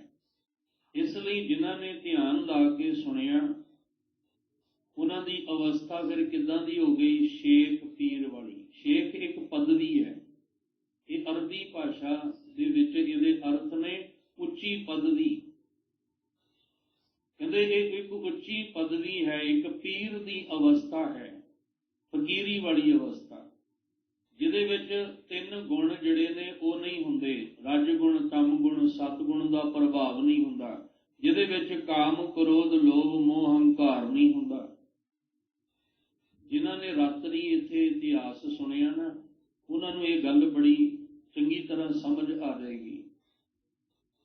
ਜਦੋਂ ਗੁਰੂ ਗੋਬਿੰਦ ਸਿੰਘ ਮਹਾਰਾਜ ਨੇ ਕਿਹਾ, ਭਾਈ ਕਨ੍ਹਈਆ ਜੀ ਆਹ ਸਿੰਘ ਸ਼ਿਕਾਇਤ ਲੈ ਕੇ ਆਏ ਨੇ, ਕਿਉਂਕਿ ਜੰਗ ਚੱਲ ਰਹੀ ਹੈ ਅਨੰਦਪੁਰ ਸਾਹਿਬ ਰਾਤ ਦੇ ਇਤਿਹਾਸ ਵਿੱਚ, ਤੇ ਭਾਈ ਕਨ੍ਹਈਆ ਜੀ ਕਹਿੰਦੇ, ਮਹਾਰਾਜ ਜੀ ਜੇ ਮੇਰਾ ਕਸੂਰ ਹੈ ਤੇ ਮੈਨੂੰ ਸਜ਼ਾ ਜ਼ਰੂਰ ਦਿਓ, ਪਰ ਇਹ ਮੈਨੂੰ ਜ਼ਰੂਰ ਦੱਸਿਓ ਵੀ ਮੈਂ ਗਲਤੀ ਕਿੱਥੇ ਕੀਤੀ ਹੈ, ਕਿਉਂਕਿ ਜੋ ਤੁਸੀਂ ਮੈਨੂੰ ਪੜ੍ਹਾਇਆ ਮੈਂ ਤੇ ਉਹੀ ਪੜ੍ਹਾਈ ਪੜ੍ਹ ਕੇ ਚੱਲ ਰਿਹਾ, ਜੋ ਤੁਸੀਂ ਮੈਨੂੰ ਸੁਣਾਇਆ ਮੈਂ ਤੇ ਉਹੀ ਸੁਣ ਕੇ ਚੱਲ ਰਿਹਾ। ਤੁਸੀਂ ਕਿਹਾ ਸੀ ਸਭ ਗੋਬਿੰਦ ਹੈ, ਸਭ ਗੋਬਿੰਦ ਹੈ, ਗੋਬਿੰਦ ਬਿਨ ਨਹੀਂ ਕੋਈ, ਤੇ ਮੈਂ ਉਹੀ ਕੁਛ ਮੈਂ ਦੇਖ ਰਿਹਾ, ਤੇ ਮੈਂ ਗਲਤੀ ਕਿੱਥੇ ਕੀਤੀ? ਤੁਸੀਂ ਆਖਿਆ ਸੀ ਕਿ ਘਟ ਘਟ ਮੈਂ ਹਰ ਜੂ ਵਸੈ, ਸੰਤਨ ਕਹਿਓ ਪੁਕਾਰ, ਤੇ ਮੈਂ ਤੇ ਹਰ ਹਿਰਦੇ ਵਿੱਚ ਉਹਨੂੰ ਵੇਖ ਰਿਹਾ, ਦੱਸੋ ਮੈਂ ਗਲਤੀ ਕਿੱਥੇ ਕੀਤੀ? ਜਦੋਂ ਇਸ ਤਰ੍ਹਾਂ ਦੀਆਂ ਗੱਲਾਂ ਕੀਤੀਆਂ, ਗੁਰੂ ਗੋਬਿੰਦ ਸਿੰਘ ਮਹਾਰਾਜ ਜੀ ਕਹਿਣ ਲੱਗੇ, ਕਹਿੰਦੇ ਨੇ ਗੁਰੂ ਕੇ ਪਿਆਰਿਓ, ਇਹਦੀ ਸੁਰਤ ਹੁਣ ਸੰਸਾਰ ਤੋਂ ਉੱਪਰ ਉੱਠ ਗਈ ਹੈ। ਇਹ ਹੁਣ ਸਾਡੇ ਕਹਿਣ ਕਹਾਉਣ ਤੇ ਨਹੀਂ ਕਰੇਗਾ, ਜੋ ਅੰਦਰੋਂ ਆਵਾਜ਼ ਆਏਗੀ ਇਹਨੇ ਉਹੀ ਕਰਨਾ ਹੈ। ਕਿਉਂ? ਕਿਹੜੀ ਅੰਦਰੋਂ ਆਵਾਜ਼? ਜਿਹਦੇ ਨਾਲ ਇਹਦਾ ਕਨੈਕਸ਼ਨ ਜੁੜ ਗਿਆ, ਜਿਸ ਗੋਬਿੰਦ ਨਾਲ ਇਹਦੀ ਸੁਰਤ ਜੁੜ ਗਈ ਹੈ ਨਾ, ਹੁਣ ਉਹ ਜਿਹੜੀ ਆਵਾਜ਼ ਆਏਗੀ ਇਹਨੇ ਉਹ ਆਵਾਜ਼ ਸੁਣਨੀ ਹੈ। ਤੇ ਉਹ ਆਵਾਜ਼ ਇਹ ਕਹਿੰਦਾ ਵੀ ਸਾਰੇ ਹੀ ਇੱਕ ਨੇ, ਤੂੰ ਨਫ਼ਰਤ ਕਿਹਦੇ ਨਾਲ ਕਰੇਗਾ, ਤੂੰ ਈਰਖਾ ਕਿਹਦੇ ਨਾਲ ਕਰੇਗਾ, ਤੂੰ ਦੁਸ਼ਮਣੀ ਕਿਹਦੇ ਨਾਲ ਪਾਲੇਗਾ, ਸਾਰੇ ਹੀ ਇੱਕੋ ਹੀ ਪਰਮੇਸ਼ਵਰ ਦੇ ਬਣਾਏ ਹੋਏ ਨੇ। ਇਸੇ ਤਰ੍ਹਾਂ ਇੱਕ ਪਦਵੀ ਹੈ ਸ਼ੇਖ ਦੀ, ਪੀਰ ਦੀ, ਪਾਤਸ਼ਾਹ। ਗੁਰਬਾਣੀ ਦੇ ਅੰਦਰ ਗੁਰੂ ਸਾਹਿਬ ਜੀ ਦੇ ਬਚਨ ਆਉਂਦੇ ਨੇ, ਗੁਰੂ ਅਮਰਦਾਸ ਮਹਾਰਾਜ ਦੇ। ਸਾਹਿਬ ਕਹਿੰਦੇ ਜਿੰਨੀਆਂ ਵੀ ਪਾਤਸ਼ਾਹੀਆਂ ਨੇ ਇਹ ਸਾਰੀਆਂ ਦੀਆਂ ਸਾਰੀਆਂ ਕੂੜੀਆਂ ਨੇ, ਝੂਠੀਆਂ ਨੇ। ਇਹ ਜਿੰਨੀਆਂ ਵੀ ਪਾਤਸ਼ਾਹੀਆਂ ਨੇ ਇਹ ਕੂੜ ਨਾਲ ਭਰੀਆਂ ਹੋਈਆਂ ਨੇ, ਤੇ ਸੱਚੀ ਪਾਤਸ਼ਾਹੀ ਕਿਹਦੇ ਕੋਲ ਹੈ? ਜਿਹੜੇ ਸੱਚੇ ਨਾਮ ਦੇ ਰੰਗ ਵਿੱਚ ਰਤੇ ਹੋਏ ਨੇ, ਜਿਹੜੇ ਨਾਮ ਦੇ ਰੰਗ ਵਿੱਚ ਰਤੇ ਗਏ ਉਹ ਨੇ ਸੱਚੇ ਪਾਤਸ਼ਾਹ। ਪਾਤਸ਼ਾਹ ਦਾ ਅਰਥ ਕੀ ਕਰਾਂਗੇ? ਉਹ ਪਾਤ ਦਾ ਅਰਥ ਹੈ ਪਤ, ਇੱਜ਼ਤ। ਉਹ ਜਿਹੜੇ ਅਸਲ ਦੇ ਵਿੱਚ ਇੱਜ਼ਤ ਵਾਲੇ ਸ਼ਾਹ ਨੇ, ਇੱਜ਼ਤ ਵਾਲੇ ਜਿਨ੍ਹਾਂ ਕੋਲ ਇੱਜ਼ਤ ਹੈ। ਜਿਹਦੇ ਕੋਲ ਇੱਜ਼ਤ ਹੀ ਨਹੀਂ ਹੈ ਉਹ ਬੰਦਾ ਕਾਹਦਾ ਹੈ? ਅਸੀਂ ਸੰਸਾਰ ਦੇ ਵਿੱਚ ਸਭ ਕੁਝ ਖੱਟ ਲਿਆ, ਧਨ ਦੌਲਤ ਪਦਾਰਥ ਸ਼ੌਹਰਤ ਸਭ ਕੁਝ, ਤੇ ਜੇ ਸਾਡੇ ਪੱਲੇ ਇੱਜ਼ਤ ਹੀ ਨਹੀਂ ਹੋਏਗੀ ਤੇ ਫਿਰ ਅਸੀਂ ਖੱਟਿਆ ਕੀ ਹੈ? ਕੁਛ ਵੀ ਨਹੀਂ ਖੱਟਿਆ, ਕਿਉਂਕਿ ਸਭ ਕੁਝ ਖੱਟ ਕੇ ਇੱਜ਼ਤ ਤਾਂ ਗਵਾ ਲਈ।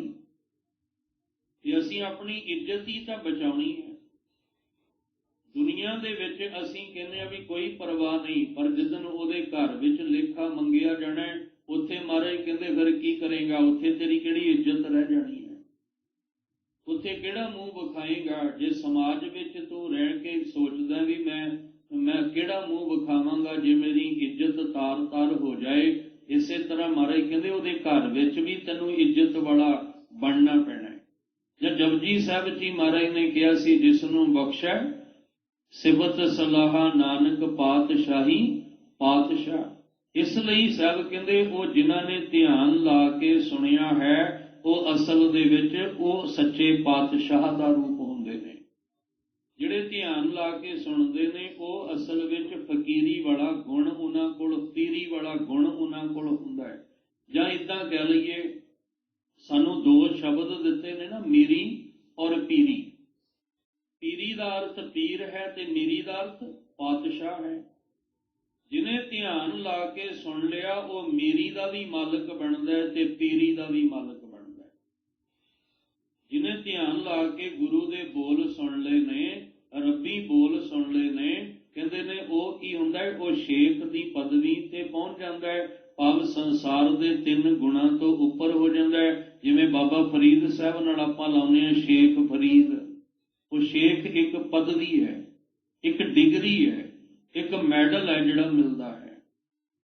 ਤੇ ਇਹ ਜਿਹੜੀ ਡਿਗਰੀ ਮਿਲਣੀ ਹੈ ਇਹ ਕਿਤੇ ਸਿਫਾਰਿਸ਼ ਕਰਕੇ ਨਹੀਂ ਮਿਲਣੀ, ਇਹ ਰਿਸ਼ਵਤ ਦੇ ਕੇ ਨਹੀਂ ਮਿਲਣੀ, ਇਹ ਹੇਰਾ ਫੇਰੀ ਕਰਕੇ ਨਹੀਂ ਮਿਲਣੀ ਕਿ ਚਲੋ ਡਿਗਰੀ ਕਿਸੇ ਦੀ ਸੀ ਜੇ ਮੈਂ ਆਪਣੇ ਨਾਂ ਲਵਾ ਲਈ, ਮੈਡਲ ਕਿਸੇ ਨੂੰ ਮਿਲਣਾ ਸੀ ਪਰ ਮੈਂ ਰਿਸ਼ਵਤ ਦੇ ਕੇ ਆਪਣੇ ਨਾਮ ਕਰਾ ਲਿਆ। ਇਹ ਦੁਨੀਆ ਦੀ ਡਿਗਰੀ ਨਹੀਂ ਹੈ ਵੀ ਜਿਹੜਾ ਮਰਜ਼ੀ ਜਿੱਦਾਂ ਮਰਜ਼ੀ ਲੈ ਲਏ। ਇਹਦੇ ਵਾਸਤੇ ਸਾਨੂੰ ਪਹਿਲਾਂ ਧਿਆਨ ਲਾ ਕੇ ਸੁਣਨਾ ਪੈਣਾ ਹੈ ਤੇ ਸੁਣਨ ਲਈ ਜਿਹਦੇ ਬੋਲ ਸੁਣਨੇ ਨੇ ਉਹਦੇ ਕੋਲ ਤੇ ਆਉਣਾ ਪਏਗਾ ਨਾ, ਜਿਹਦੇ ਬੋਲ ਸੁਣਨੇ ਨੇ ਉਹਦੇ ਦਰ ਤੇ ਆਉਣਾ ਪਏਗਾ। ਇਸ ਲਈ ਗੁਰੂ ਦੇ ਬੋਲ ਸੁਣਨੇ ਨੇ, ਗੁਰੂ ਸਾਹਿਬ ਸੁਣਾ ਰਹੇ ਨੇ ਤੇ ਫਿਰ ਸਾਨੂੰ ਗੁਰੂ ਦੇ ਦਰ ਤੇ ਆਉਣਾ, ਗੁਰੂ ਦੇ ਘਰ ਨਾਲ ਦਰ ਨਾਲ ਸਾਂਝ ਪਾਉਣੀ ਪਏਗੀ। ਸਾਹਿਬ ਕਹਿੰਦੇ ਤਾਂ ਜਾ ਕੇ ਇਹ ਸ਼ੇਖ ਪੀਰ ਪਾਤਸ਼ਾਹ ਇਹ ਤੁਹਾਨੂੰ ਡਿਗਰੀਆਂ ਤਾਂ ਪ੍ਰਾਪਤ ਹੋਣੀਆਂ ਨੇ। ਉਹਦੀ ਮਨ ਦੀ, ਇਹ ਮਾਨਸਿਕ ਮੰਡਲ ਦੀ ਅਵਸਥਾ ਹੈ, ਇਹ ਤਨ ਦੀ ਅਵਸਥਾ ਨਹੀਂ ਹੈ। ਉਹ ਮਾਨਸਿਕ ਮੰਡਲ ਦੇ ਵਿੱਚ ਇਹ ਬਹੁਤ ਵੱਡਾ ਸ਼ੇਖ ਪੀਰ ਤੇ ਪਾਤਸ਼ਾਹ ਵਾਲਾ ਗੁਣ ਆਪਣੇ ਅੰਦਰ ਰੱਖ ਲੈਂਦਾ ਹੈ, ਜਿਹੜਾ ਧਿਆਨ ਲਾ ਕੇ ਰੱਬੀ ਬੋਲ ਸਤਿਗੁਰੂ ਦੇ ਸੱਚੇ ਬੋਲ ਨੂੰ ਸੁਣਦਾ ਹੈ। ਸੁਣੈ ਅੰਧੇ ਪਾਵੈ ਰਾਹ, ਜਿਹੜੇ ਧਿਆਨ ਲਾ ਕੇ ਸੁਣ ਲੈਂਦੇ ਹਨ ਉਹ ਜਿਹੜੇ ਅੰਧੇ ਹੁੰਦੇ ਨੇ ਉਹਨਾਂ ਨੂੰ ਵੀ ਰਾਹ ਦਿਸ ਪੈਂਦਾ ਹੈ। ਹੁਣ ਇੱਥੇ ਅੰਧੇ ਜਿਹੜੇ ਆ ਉਹ ਸਾਨੂੰ ਗੁਰਮਤ ਅਨੁਸਾਰ ਸਮਝਣਾ ਪੈਣਾ ਹੈ, ਕਿਉਂਕਿ ਦੁਨਿਆਵੀ ਬੋਲੀ ਵਿੱਚ ਅੰਧਾ ਆਪਾਂ ਕਿਹਨੂੰ ਕਹਿੰਦੇ ਆ, ਜਿਹਦੇ ਆ ਮੁੱਖ ਦੇ ਉੱਤੇ 2 ਅੱਖਾਂ ਵਿੱਚ ਲੋ ਨਾ ਹੋਵੇ, ਰੋਸ਼ਨੀ ਜੋਤ ਨਾ ਹੋਵੇ, ਅਸੀਂ ਕਹਿੰਦੇ ਆ ਇਹ ਅੰਧਾ ਹੈ। ਪਰ ਗੁਰਬਾਣੀ ਉਹਨੂੰ ਅੰਧਾ ਨਹੀਂ ਮੰਨਦੀ। ਗੁਰਬਾਣੀ ਵਿੱਚ ਅੰਧਾ ਕਿਹਨੂੰ ਕਿਹਾ ਗਿਆ ਹੈ, ਕਹਿਣ ਲੱਗੇ ਜਿਹਦੇ ਮਨ ਦੀਆਂ ਅੱਖਾਂ ਦੇ ਸਾਹਮਣੇ ਹਨੇਰਾ ਆਇਆ ਹੋਵੇ, ਬਾਹਰ ਦੀਆਂ ਅੱਖਾਂ ਨਾਲ ਦਿਸਦਾ ਹੋਵੇ ਸਭ ਕੁਝ ਵੀ ਆ ਗਲਤ ਹੈ, ਇਹ ਚਿੱਕੜ ਹੈ, ਇਹ ਇੱਥੇ ਆ ਗੰਦਗੀ ਹੈ, ਫਿਰ ਜਾਣ ਬੁੱਝ ਕੇ ਉਹਦੇ ਵਿੱਚੋਂ ਲੰਘੇ। ਕਈ ਵਾਰ ਬੰਦਾ ਜਿਹੜਾ ਨਾ ਤੁਰਦਾ ਤੁਰਦਾ ਕਿਸੇ ਚਿੱਕੜ ਦੇ ਵਿੱਚ ਪੈਰ ਪਾ ਕੇ ਤੇ ਗੰਦਗੀ ਨਾਲ ਭਰ ਜਾਏ ਤੇ ਨਾਲ ਦਾ ਕਹਿੰਦਾ ਕੀ ਗੱਲ ਦਿਸਦਾ ਨਹੀਂ ਸੀ? ਉਹ ਕਹਿੰਦਾ ਦਿਸਦਾ ਤੇ ਬੜਾ ਹੈ, ਮੈਂ ਨਜ਼ਰ ਤੇ ਮੇਰੀ ਬੜੀ ਚੰਗੀ ਸੀ ਪਰ ਧਿਆਨ ਨਹੀਂ ਮੇਰਾ ਇਸ ਪਾਸੇ। ਚਲੋ ਗੁਰਬਾਣੀ ਵਿੱਚ ਅੰਧਾ ਕਿਹਨੂੰ ਕਿਹਾ ਗਿਆ? ਮਹਾਰਾਜ ਕਹਿੰਦੇ ਅੰਧੇ ਇਹ ਨਾ ਆਖੀਆਂ ਜਿਨ ਮੁਖ ਲੋਇਨ ਨਾਹੀ, ਅੰਧੇ ਸਈ ਨਾਨਕਾ ਖਸਮੋ ਭੁੱਥੇ ਜਾਏ। ਜਿਹੜੇ ਉਹਦੇ ਰਾਹ ਤੋਂ ਖੁੰਝ ਗਏ ਉਹ ਅੰਧਲੇ ਹੀ ਨੇ। ਸੂਰਜ ਚੜਿਆ ਹੋਇਆ, ਰੋਸ਼ਨੀ ਚਾਰੇ ਪਾਸੇ ਰੋਸ਼ਨੀ ਹੈ ਤੇ ਬੰਦਾ ਖਲੋਤਾ ਹੋਇਆ ਕਿਸੇ ਕਬਰ ਦੇ ਅੱਗੇ ਤੇ ਉਹਨੂੰ ਅੰਧਾ ਹੀ ਕਹੋਗੇ। ਸੂਰਜ ਦੀ ਰੋਸ਼ਨੀ ਜਿਹੜੀ ਆ ਉਹ ਇੰਨੀ ਜ਼ਿਆਦਾ ਹੈ, ਚਾਰੇ ਪਾਸੇ ਉਜਾਲਾ ਹੋ ਗਿਆ ਤੇ ਉਹਨੂੰ ਧਰਮ ਦਾ ਅਸਥਾਨ ਦਿਖਾਈ ਨਹੀਂ ਦਿੰਦਾ, ਉਹਨੂੰ ਮੜੀਆਂ ਦਿਖਾਈ ਦੇ ਰਹੀਆਂ ਨੇ, ਉਹਨੂੰ ਗੁਰੂ ਦਾ ਦਰ ਦਿਖਾਈ ਨਹੀਂ ਦੇ ਰਿਹਾ, ਉਹਨੂੰ ਇੱਕ ਰੁੱਖ ਦਰਖਤ ਦਿਖਾਈ ਦੇ ਰਿਹਾ ਹੈ। ਜਿਹਨੂੰ ਜ਼ਹਿਰ ਦਿਖਾਈ ਦੇ ਰਿਹਾ ਹੈ, ਅੰਮ੍ਰਿਤ ਨਹੀਂ ਦਿਖਾਈ ਦੇ ਰਿਹਾ। ਜਿਹਨੂੰ ਝੂਠ ਨਜ਼ਰ ਆਉਂਦਾ, ਸੱਚ ਨਜ਼ਰ ਨਹੀਂ ਆਉਂਦਾ, ਉਹਨੂੰ ਅਸੀਂ ਕਹਿ ਸਕਦੇ ਹਾਂ ਇਹ ਅੰਧਾ ਹੈ। ਜਿਹਨੂੰ ਝੂਠ ਤਾਂ ਨਜ਼ਰ ਆਉਂਦਾ ਪਰ ਸੱਚ ਨਜ਼ਰ ਨਹੀਂ ਆਉਂਦਾ, ਜ਼ਹਿਰ ਨਜ਼ਰ ਆਉਂਦੀ ਹੈ ਪਰ ਅੰਮ੍ਰਿਤ ਨਜ਼ਰ ਨਹੀਂ ਆਉਂਦਾ।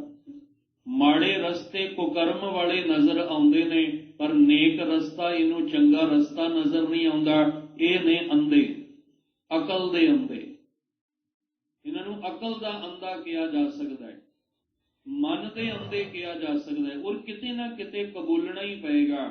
ਜਦੋਂ ਸਾਨੂੰ ਸਮਝ ਆਏਗੀ ਨਾ ਤੇ ਆਪਣੇ ਆਪ ਆਪਣੇ ਮੂੰਹੋਂ ਕਵਾਂਗੇ ਹਮ ਅੰਧਲੇ ਅੰਧ ਵਿਖੈ ਬਿਖ ਰਾਤੇ।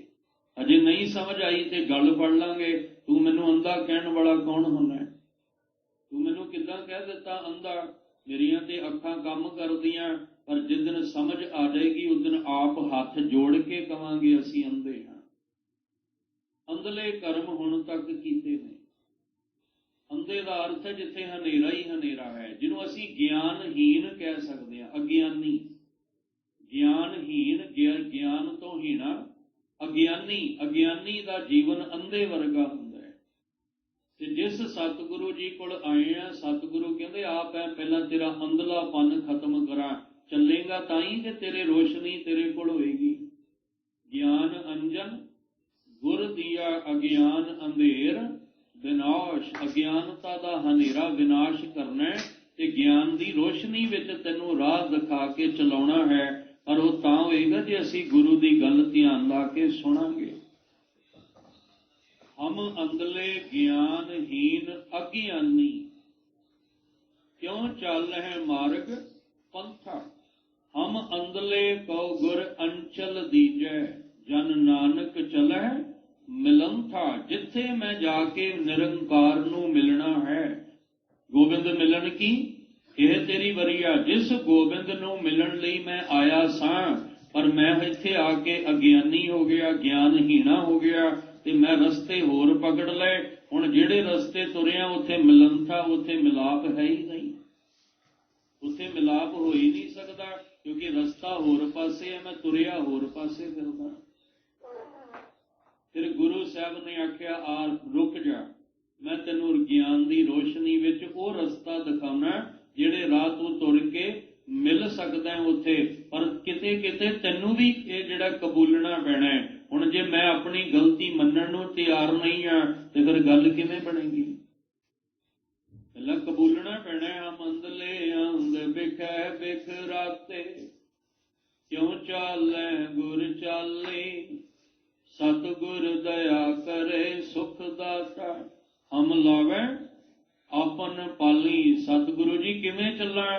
ਹਨੇਰਾ ਹੀ ਹਨੇਰਾ ਹੈ, ਡਿੱਗਣ ਦਾ ਖਤਰਾ, ਠੋਕਰ ਖਾਣ ਦਾ ਖਤਰਾ, ਸੱਟ ਲੱਗਣ ਦਾ ਖਤਰਾ ਹੈ ਤੇ ਮੈਨੂੰ ਤੇ ਬੜਾ ਡਰ ਲੱਗਦਾ ਹੈ। ਇਸ ਲਈ ਕਿਵੇਂ ਚੱਲਾਂ?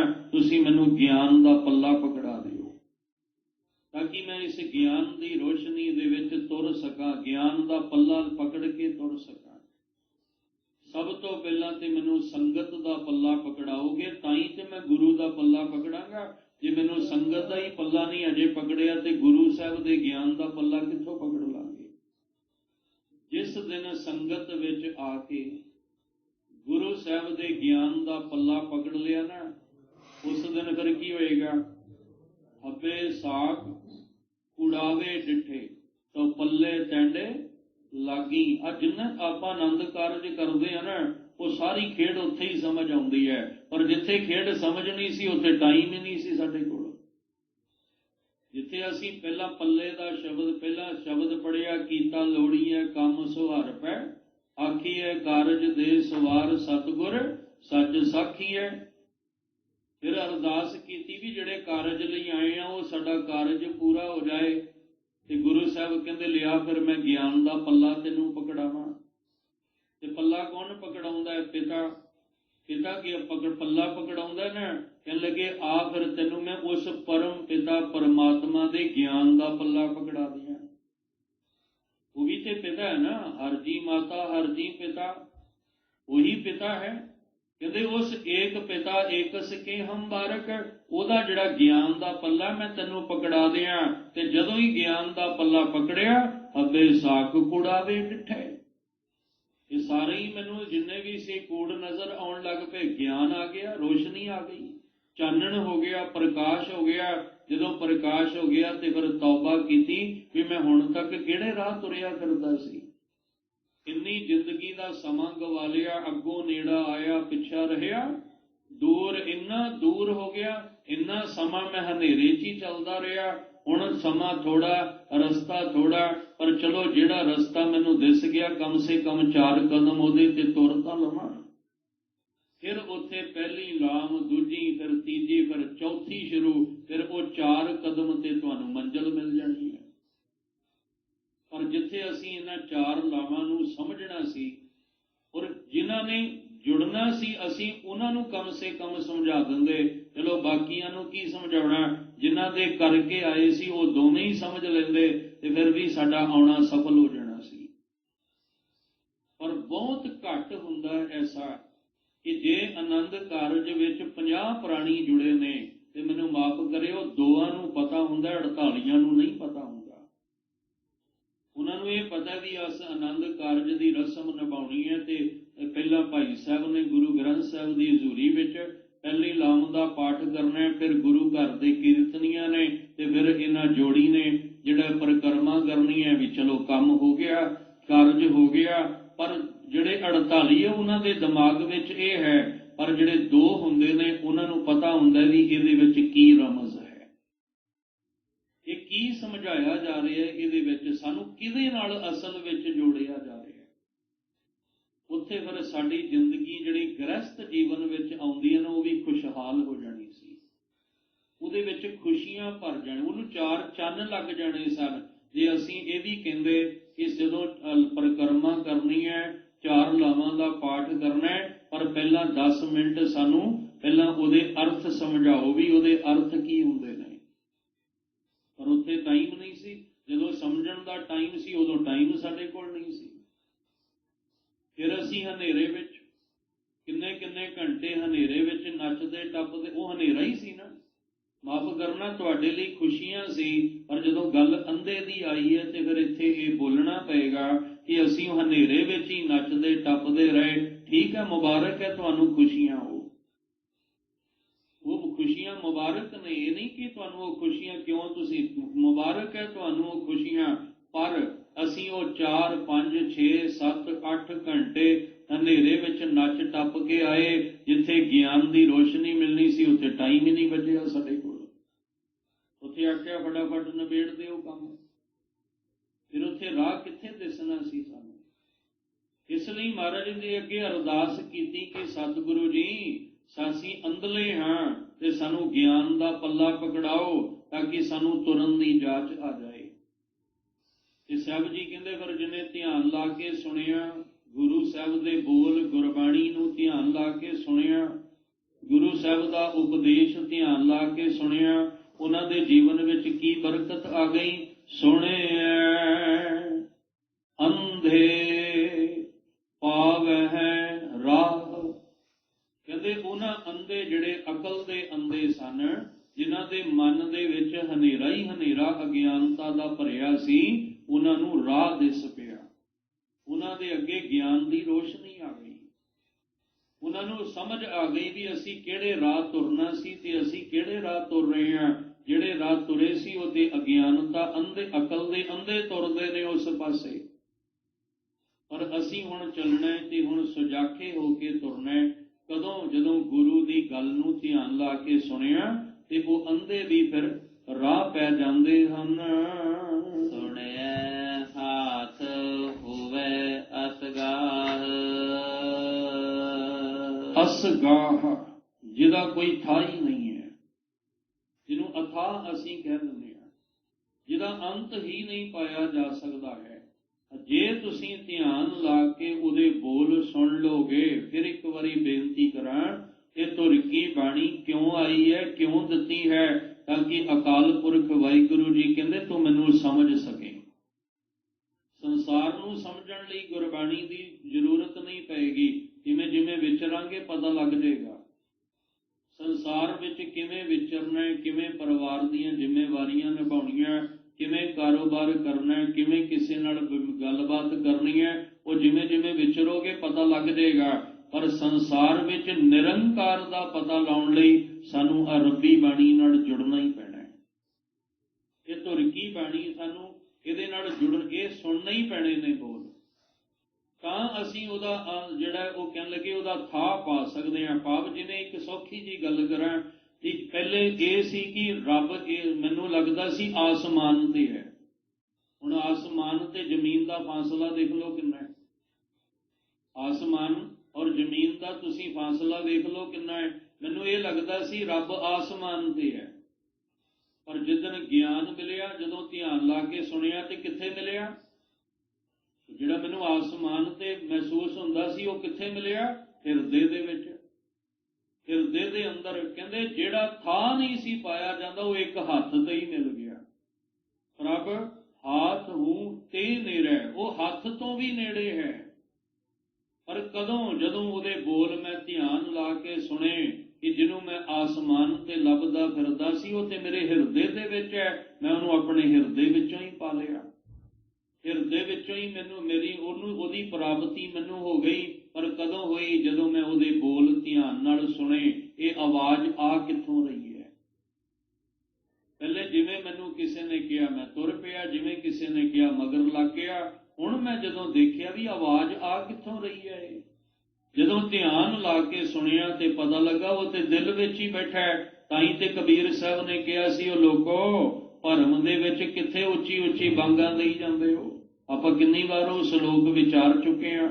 ਕਬੀਰ ਮੁੱਲਾ ਮਨਾਰੇ ਕਿਆ ਚੜ੍ਹੇ ਸਾਈਂ ਨਾ ਬਹਿਰਾ ਹੋਏ, ਜਾਂ ਕਾਰਨ ਤੂੰ ਬਾਂਗ ਦੇ ਦਿਲ ਹੀ ਭੀਤਰ ਜੋਏ। ਹੁਣ ਆਸਮਾਨ ਤੇ ਦਿਲ ਕਿੰਨੀ ਜਿਹੜੀ ਉਹ ਲੰਬਾਈ ਘਟ ਗਈ, ਸਫ਼ਰ ਕਿੰਨਾ ਘਟ ਗਿਆ। ਕਿੱਥੇ ਆਸਮਾਨ ਤੇ ਕਿੱਥੇ ਦਿਲ।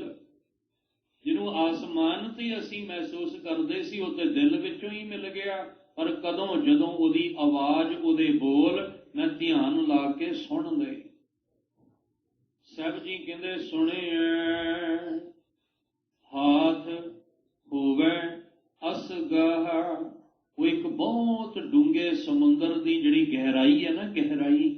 ਅਸੀਂ ਸਮੁੰਦਰ ਦੇ ਬਾਹਰ ਖਲੋਤੇ ਹਾਂ ਤੇ ਅਸੀਂ ਕਹਿੰਦੇ ਹਾਂ ਬੜਾ ਗਹਿਰਾ ਹੈ, ਉੱਥੇ ਤੱਕ ਤੇ ਨਹੀਂ ਪਹੁੰਚਿਆ ਜਾ ਸਕਦਾ, ਬੜਾ ਔਖਾ ਹੈ, ਕੋਈ ਨਹੀਂ ਪਹੁੰਚ ਸਕਦਾ। ਪਰ ਜਿਹਨੇ ਧਿਆਨ ਲਾ ਕੇ ਸੁਣ ਲਿਆ ਉਸ ਸਮੁੰਦਰ ਦੀ ਗਹਿਰਾਈ ਤੱਕ ਪਹੁੰਚ ਗਿਆ, ਉਹਦੀ ਡੂੰਘਾਈ ਤੱਕ ਪਹੁੰਚ ਗਿਆ। ਕਹਿੰਦੇ ਜਿਹਨੇ ਉਸ ਪਰਮੇਸ਼ਵਰ ਨੂੰ ਦੇ ਬੋਲ, ਉਹਦੇ ਨਾਮ ਨੂੰ, ਉਹਦੇ ਉਪਦੇਸ਼ ਨੂੰ ਧਿਆਨ ਲਾ ਕੇ ਸੁਣ ਲਿਆ ਹੈ, ਕਹਿੰਦੇ ਉਹ ਫਿਰ ਕੀ ਹੋਇਆ? ਹਾਥ ਹੋਵੇ ਅਸਗਾਹ।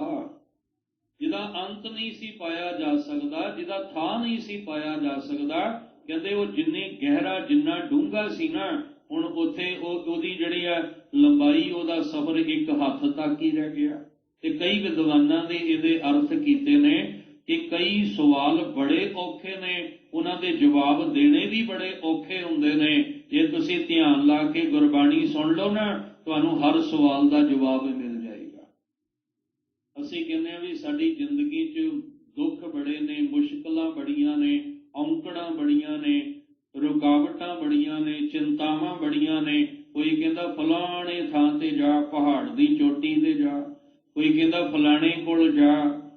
ਅਸੀਂ ਦੂਰ ਦੂਰ ਭਟਕਦੇ ਰਹੇ।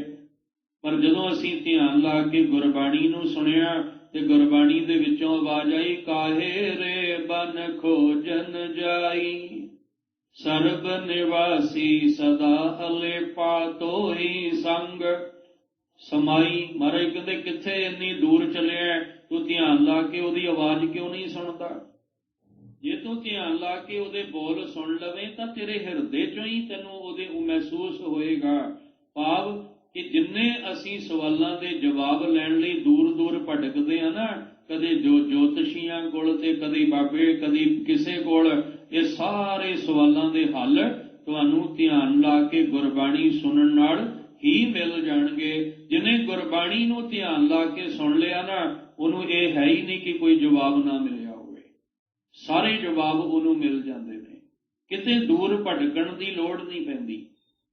ਖੈਰ ਸੁਣਿਏ, ਸਾਹਿਬ ਜੀ ਕਹਿੰਦੇ ਧਿਆਨ ਲਾ ਕੇ ਜਦੋਂ ਸੁਣੋਗੇ ਤੇ ਉਹ ਜਿਹੜਾ ਬੜਾ ਡੂੰਘਾ, ਬੜਾ ਗਹਿਰਾ ਹੈ, ਉਹਦਾ ਇੱਕ ਹੱਥ, ਭਾਵ ਉਹ ਜਿਹੜਾ ਦੂਰ ਹੈ, ਉਹਨੂੰ ਨੇੜੇ ਕਰਕੇ ਤੁਸੀਂ ਪਾ ਲਵੋਗੇ।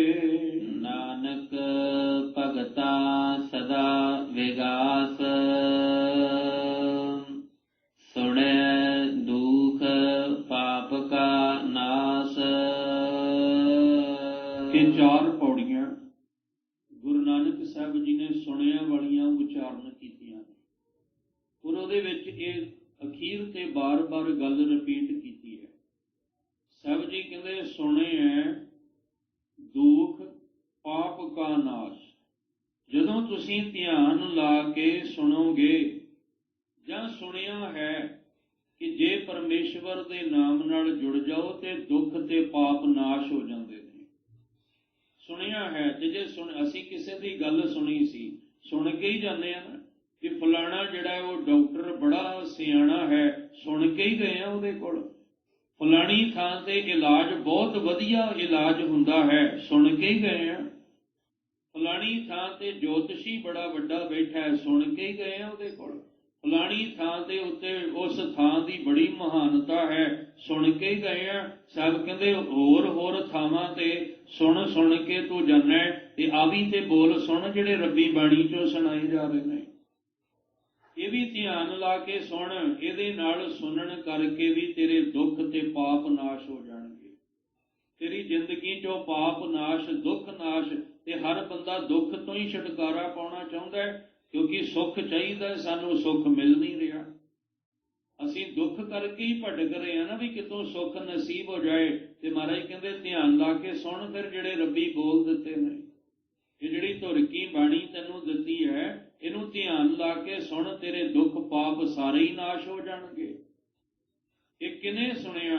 ਇਹ ਉਹਨਾਂ ਨੇ ਸੁਣਿਆ ਜਿਨ੍ਹਾਂ ਅੰਦਰ ਭਗਤੀ ਦਾ ਜਾਗ ਲੱਗ ਗਿਆ। ਇਹ ਉਹਨਾਂ ਨੇ ਸੁਣਿਆ ਜਿਨ੍ਹਾਂ ਦੇ ਅੰਦਰ ਭਗਤੀ ਦਾ ਰੰਗ ਲੱਗ ਗਿਆ, ਜਿਹੜੇ ਅੰਦਰੋਂ ਰੰਗੇ ਗਏ ਉਹਦੇ ਨਾਮ ਦੇ ਵਿੱਚ।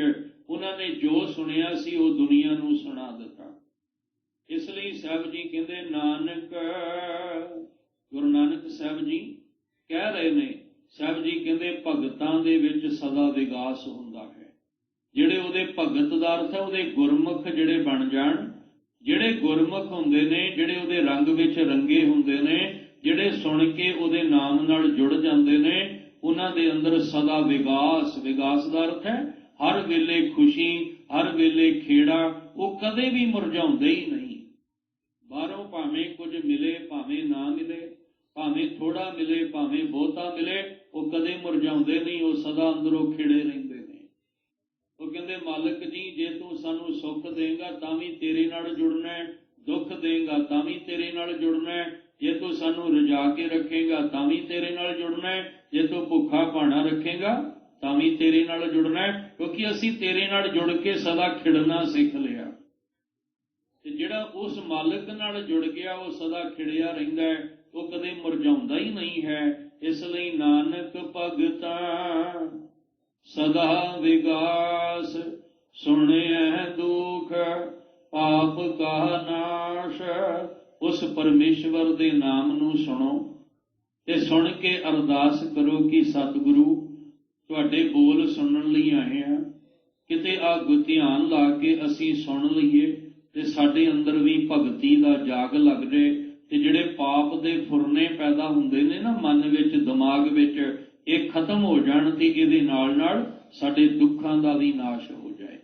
ਜਿਹੜਾ ਸਦਾ ਖੁਸ਼ੀ ਤੇ ਖੇੜੇ ਵਿੱਚ ਰਹਿੰਦਾ ਨਾ, ਦੁਨੀਆ ਅਕਸਰ ਉਹਨੂੰ ਵੇਖ ਕੇ ਸੜਦੀ ਹੈ।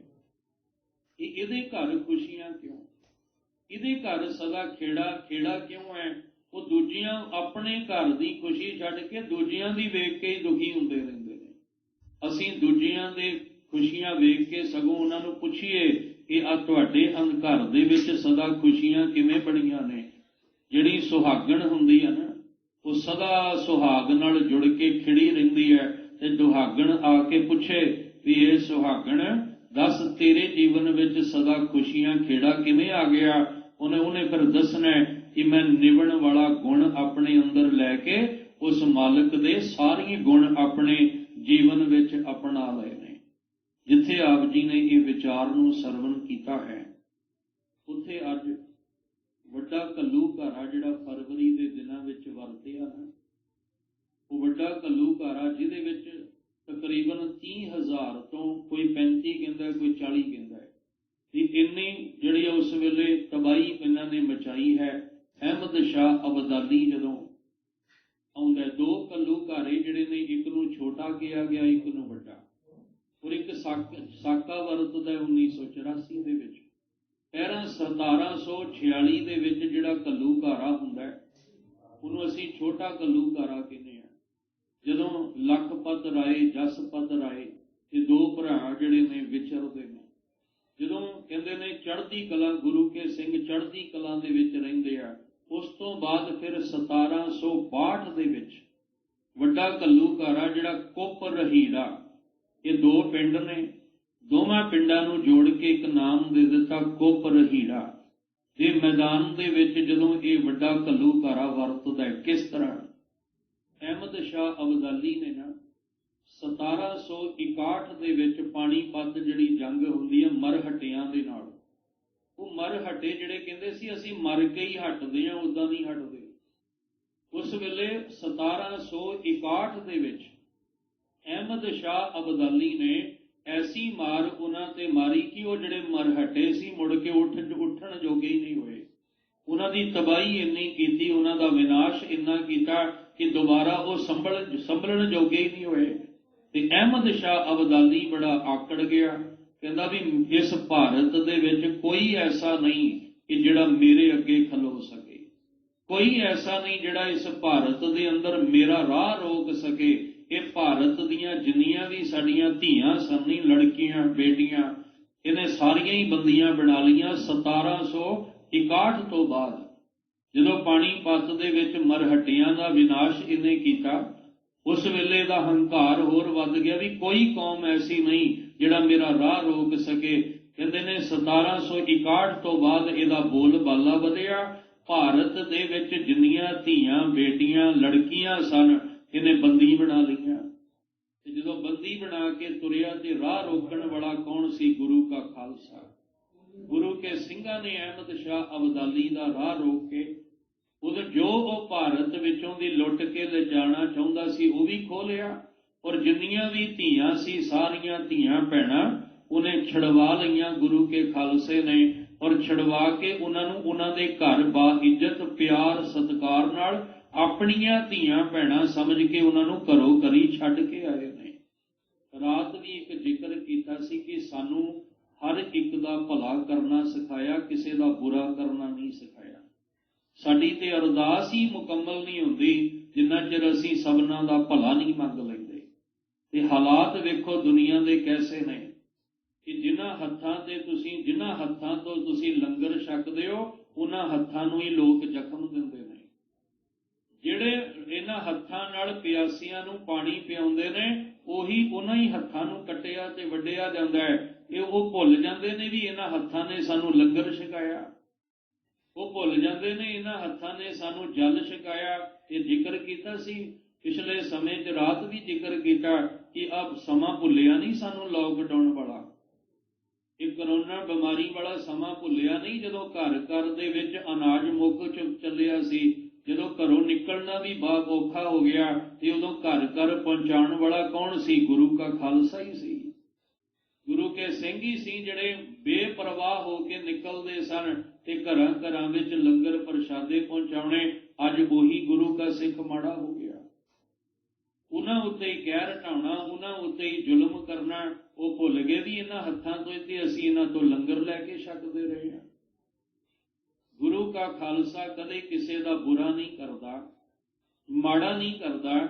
ਉਹ ਜਦੋਂ ਧੀਆਂ ਨੂੰ ਛੁਡਾਇਆ ਉਹਨਾਂ ਆਖਿਆ ਸਾਡੀਆਂ ਧੀਆਂ ਨੇ, ਇਹ ਸਾਰੇ ਭਾਰਤ ਜਿੰਨੇ ਵੀ ਧੀਆਂ ਨੇ ਉਹ ਸਾਡੀਆਂ ਸਾਂਝੀਆਂ ਧੀਆਂ ਨੇ, ਕਿਉਂਕਿ ਸਾਨੂੰ ਗੁਰੂ ਨੇ ਸਿਖਾਇਆ ਹੀ ਇਹ ਹੈ। ਜਿੰਨੀਆਂ ਵੀ ਧੀਆਂ ਛੁਡਾਈਆਂ, ਲੜਕੀਆਂ ਛੁਡਾਈਆਂ, ਸਾਰਿਆਂ ਨੂੰ ਉਹਨਾਂ ਦੇ ਘਰ ਪਹੁੰਚਾ ਕੇ ਆਏ। ਅਹਿਮਦ ਸ਼ਾਹ ਅਬਦਾਲੀ ਜਿਹੜਾ ਸੀ ਬੁਖਲਾ ਗਿਆ ਵੀ ਮੈਂ ਸੋਚਿਆ ਸੀ ਭਾਰਤ ਵਿੱਚ ਕੋਈ ਐਸਾ ਨਹੀਂ ਜਿਹੜਾ ਮੇਰਾ ਰਾਹ ਰੋਕ ਸਕੇ। ਇਹ ਕਿਹੜੀ ਕੌਮ ਹੈ ਜਿਹਨੇ ਮੇਰੇ ਕੋਲੋਂ ਸਭ ਕੁਝ ਖੋਹ ਲਿਆ? ਕਹਿੰਦੇ ਇਹ ਗੁਰੂ ਨਾਨਕ ਸਾਹਿਬ ਦੇ ਘਰ ਦੇ ਸਿੱਖ ਨੇ, ਗੁਰੂ ਕਲਗੀਧਰ ਪਾਤਸ਼ਾਹ ਜੀ ਦੇ। ਇਹ ਖਾਲਸਾ ਹੈ ਗੁਰੂ ਕਲਗੀਧਰ ਪਾਤਸ਼ਾਹ ਦਾ। ਇਹਨਾਂ ਅੱਗੇ ਰੁਕਣਾ ਬੜਾ, ਇਹਨਾਂ ਅੱਗੇ ਝੁਕਣਾ ਰੁਕਣਾ ਜਿਹੜਾ ਕਹਿੰਦੇ ਨੇ ਇਹ ਸੌਖਾ ਨਹੀਂ। ਇਸ ਵਾਸਤੇ ਇਹ ਉਹ ਨੇ ਜਿਹਨੇ ਅਬਦਾਲੀ ਤੇਰੇ ਰਾਹ ਨੂੰ ਰੋਕ ਕੇ ਤੇਰੇ ਕੋਲੋਂ ਸਭ ਕੁਝ ਖੋਹ ਲਿਆ। ਕਹਿੰਦੇ ਸਮਾਂ ਜਿਹੜਾ ਸੀ ਫਿਰ 1762 ਦਾ ਆਉਂਦਾ ਹੈ। ਤੇ ਪਹਿਲੇ ਸਮਿਆਂ ਦੇ ਵਿੱਚ ਜਦੋਂ ਵਿਸਾਖੀ ਆਉਂਦੀ ਸੀ ਜਾਂ ਦੀਵਾਲੀ ਦਾ ਦਿਨ ਆਉਂਦਾ ਸੀ ਨਾ, ਤੇ ਗੁਰੂ ਕਾ ਖਾਲਸਾ ਸਰਬੱਤ ਖਾਲਸਾ ਬੈਠ ਕੇ ਮਤੇ ਪਕਾਉਂਦੇ ਹੁੰਦੇ ਸਨ। ਉਹਨਾਂ ਨੇ ਮਤਾ ਪਕਾਇਆ ਸਰਬੱਤ ਖਾਲਸਾ ਨੇ ਕਿ ਜਿਹੜੇ ਗਦਾਰ ਨੇ ਨਾ, ਗਦਾਰੀ ਕਰਨ ਵਾਲੇ, ਉਹਨਾਂ ਨੂੰ ਸੌਦਾ ਫੇਰਿਆ ਜਾਏ। ਤੇ ਇੱਕ ਆ ਜੰਡਿਆਲੇ ਦੇ ਕੋਲ ਹੁੰਦਾ ਸੀ ਅਕਲ ਦਾਸ ਨਰੰਜਣੀਆਂ, ਕਹਿੰਦੇ ਇਹਦਾ ਸੌਦਾ ਫੇਰੋ। ਇਹਨੇ ਸਰਕਾਰਾਂ ਨਾਲ ਹੱਥ ਮਿਲਾਇਆ ਹੋਇਆ, ਅਬਦਾਲੀ ਦੇ ਨਾਲ ਹੱਥ ਮਿਲਾਇਆ ਤੇ ਇਹਦੀ ਪਿੱਠ ਤੇ ਹੱਥ ਅਬਦਾਲੀ ਦਾ ਹੈ। ਇਹ ਸਾਡੇ ਵਿੱਚ ਰਹਿ ਕੇ ਸਾਡੇ ਨਾਲ ਹੀ ਗਰਦਾਰੀ ਕਰਦਾ ਹੈ।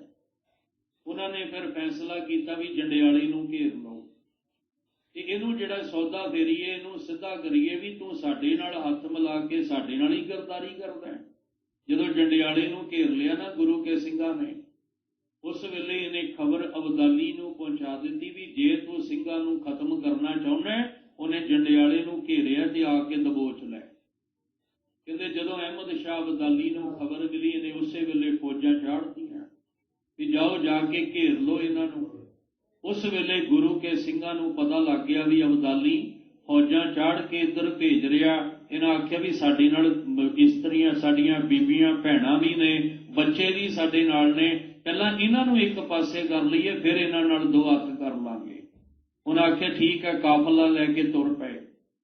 जदों तुरे ने ते मलेरकोटले दे कोल जिथे अज कुप रहीड़ा वो अस्थान बनिया है जिथे घल्लूघारा वरतदा है। जदों इत्थे तक आए ने ते उस अब्दाली दीयां फौजां ने घेर लिया ते घेर के चारे पासे तो इन्नी तबाही मचाई। ये फरवरी दे आ दिन चारे पासे तो इन्नी तबाही मचाई है कि तकरीबन 30 तो 35 तो 40 पक्का नहीं किसी ने मोहर लाई भी इन्ने ही 30,000 भी है 35 भी है 40 ये दरम्यान इन्ने गुरु के उस वेले सिंह भावें बच्चे सी बजुर्ग सन जवान सी किसी नूं भी उत्थे जिहड़ा वो बख्शिया ना गया। चारे पासे तो घेर के उस वेले उन्हां नूं मौत दे घाट उतारिया गया। ये जिहड़ा वड्डा घल्लूघारा उस वेले वरतदा है पर सब तो वध होर भी वरत सकदा सी। पर कहंदे उस वेले जिहड़ी ये फौज आई ना इन्हां नूं उस वेले पानी की जिहड़ी सी कमी महसूस हुई ते ये पिछां नूं मुड़ गए। नहीं ते इस तों भी वध के होर इस घल्लूघारे दे विच साडे परिवार दे जिहड़े जी ने गुरु का खालसा गुरु के सिंह ये सारे दे सारे उस वेले उस घल्लूघारे दे विच शहीद हो जाने सन जे वो फौज उस वेले पिछां नूं अब्दाली दी फौज पिछां नूं ना मुड़दी तां। खैर हुण एक उहदे अंदर भरम सी कि जिहड़े मैं पानीपत विच 1761 नूं मरहटे मारे ने ना उन्हां दी हिम्मत नहीं पई भी दोबारा उठ सकण।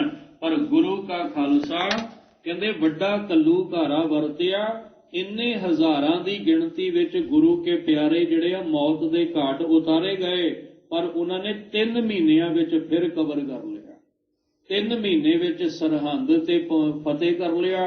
लाहौर तक डंका वजा दिता ते अब्दाली फिर हैरान हो गया भी कैसी कौम है कि इन्हां नूं इन्ने हज़ारां दी गिणती विच मैं मौत दे घाट उतारिया। मैं सोचदा सी कम से कम 20-30 साल लग जाणगे इन्हां नूं दोबारा खलोण वास्ते। इन्हां ने 3 महीनों दे विच फिर खलो के मेरा राह रोक लिया।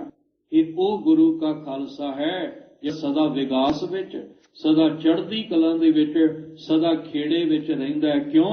क्योंकि गुरु साहब ने कहा तू बाणी नाल भी जुड़ ते बाणी नाल भी जुड़। तू तन करके भी खिड़िया रह ते मन करके भी खिड़िया रह। ये ओ बोल सानू सुनाए जा रहे ने कि जिन्हें सुन के अपने हिरदे अंदर वसा ले उहदे अंदर भगती दा जाग लगदा है। फिर वो भगत जन सदा विकास ते खुशी खेड़े विच रहिंदे हन। असीं भी अरदास करिए दाता जी धन गुरु ग्रंथ साहिब पातशाह जी असीं रोज तुहाडे दर ते तुसीं आप ही बल बख्शदे हो तां आउने हां। तुहाडे रोज गुरबाणी चों बोल सुणदे हां। ये सुणदियां किते सानू भी भगती दा जाग लग जाए। इस ढंग नाल सानू सुनण दी समर्था बल बख्शो। असीं तुहाडे चरनां च आके बेनती करदे हां। अपनी भगती लाए अपनी भगती लाए अपनी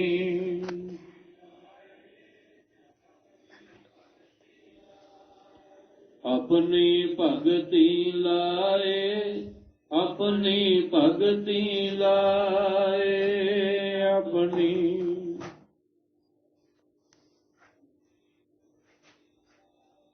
फिरत फिरत प्रभ आया फिरत फिरत प्रभ आया।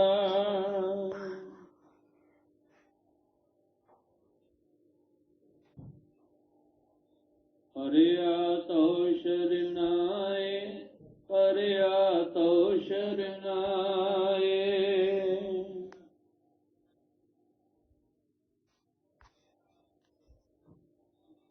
नानक के प्रभ बेनती नानक के प्रभ बेनती।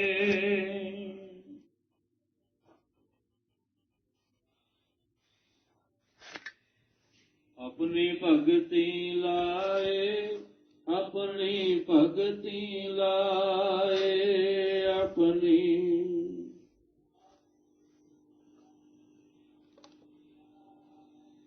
ਸਤਿਗੁਰੂ ਜੀ ਕਿਰਪਾ ਕਰੇ। ਗੁਰਬਾਣੀ ਦੇ ਇਹ ਬੋਲ ਧਿਆਨ ਨਾਲ ਸੁਣ ਕੇ ਅੱਗੋਂ ਫਿਰ ਮੰਨਣਾ ਵੀ ਹੈ, ਤੇ ਮੰਨ ਕੇ ਚੱਲ ਕੇ ਅਸੀਂ ਮੁਕਾਮ ਤੇ ਪਹੁੰਚਣਾ, ਜਿਹਦੇ ਨਾਲ ਲੋਕ ਸੁਖੀਏ ਪਰਲੋਕ ਸੁਹੇਲੇ, ਨਾਨਕ ਹਰਿ ਪ੍ਰਭ ਆਪੇ ਮਿਲੇ ਜੀਵਨ ਬਣ ਸਕੇ। ਅੱਜ ਦੀ ਵਿਚਾਰ ਕਰਦਿਆਂ ਹੋਈਆਂ ਬੇਅੰਤ ਭੁੱਲਾਂ ਦੀ ਖਿਮਾ। ਸਭਨਾਂ ਨੂੰ ਵਾਹਿਗੁਰੂ ਜੀ ਚੜ੍ਹਦੀ ਕਲਾ ਵਾਲਾ ਜੀਵਨ ਬਖਸ਼ਣ, ਬਾਣੀ ਨਾਲ ਜੋੜਨ, ਅੰਮ੍ਰਿਤ ਵੇਲੇ ਨਿਤਨੇਮ ਦੇ ਨਾਲ ਜੋੜਨ। ਆਓ ਬੜੇ ਪਿਆਰ ਸਤਿਕਾਰ ਦੇ ਨਾਲ ਅੱਜ ਦੇ ਪਾਵਨ ਬਚਨ ਸੁਣ ਕੇ ਆਪਣੇ ਹਿਰਦੇ ਅੰਦਰ ਵਸਾ ਲਈਏ ਜੀ। ਨਾਨਕ ਭਗਤਾ ਸਦਾ ਵਿਗਾਸ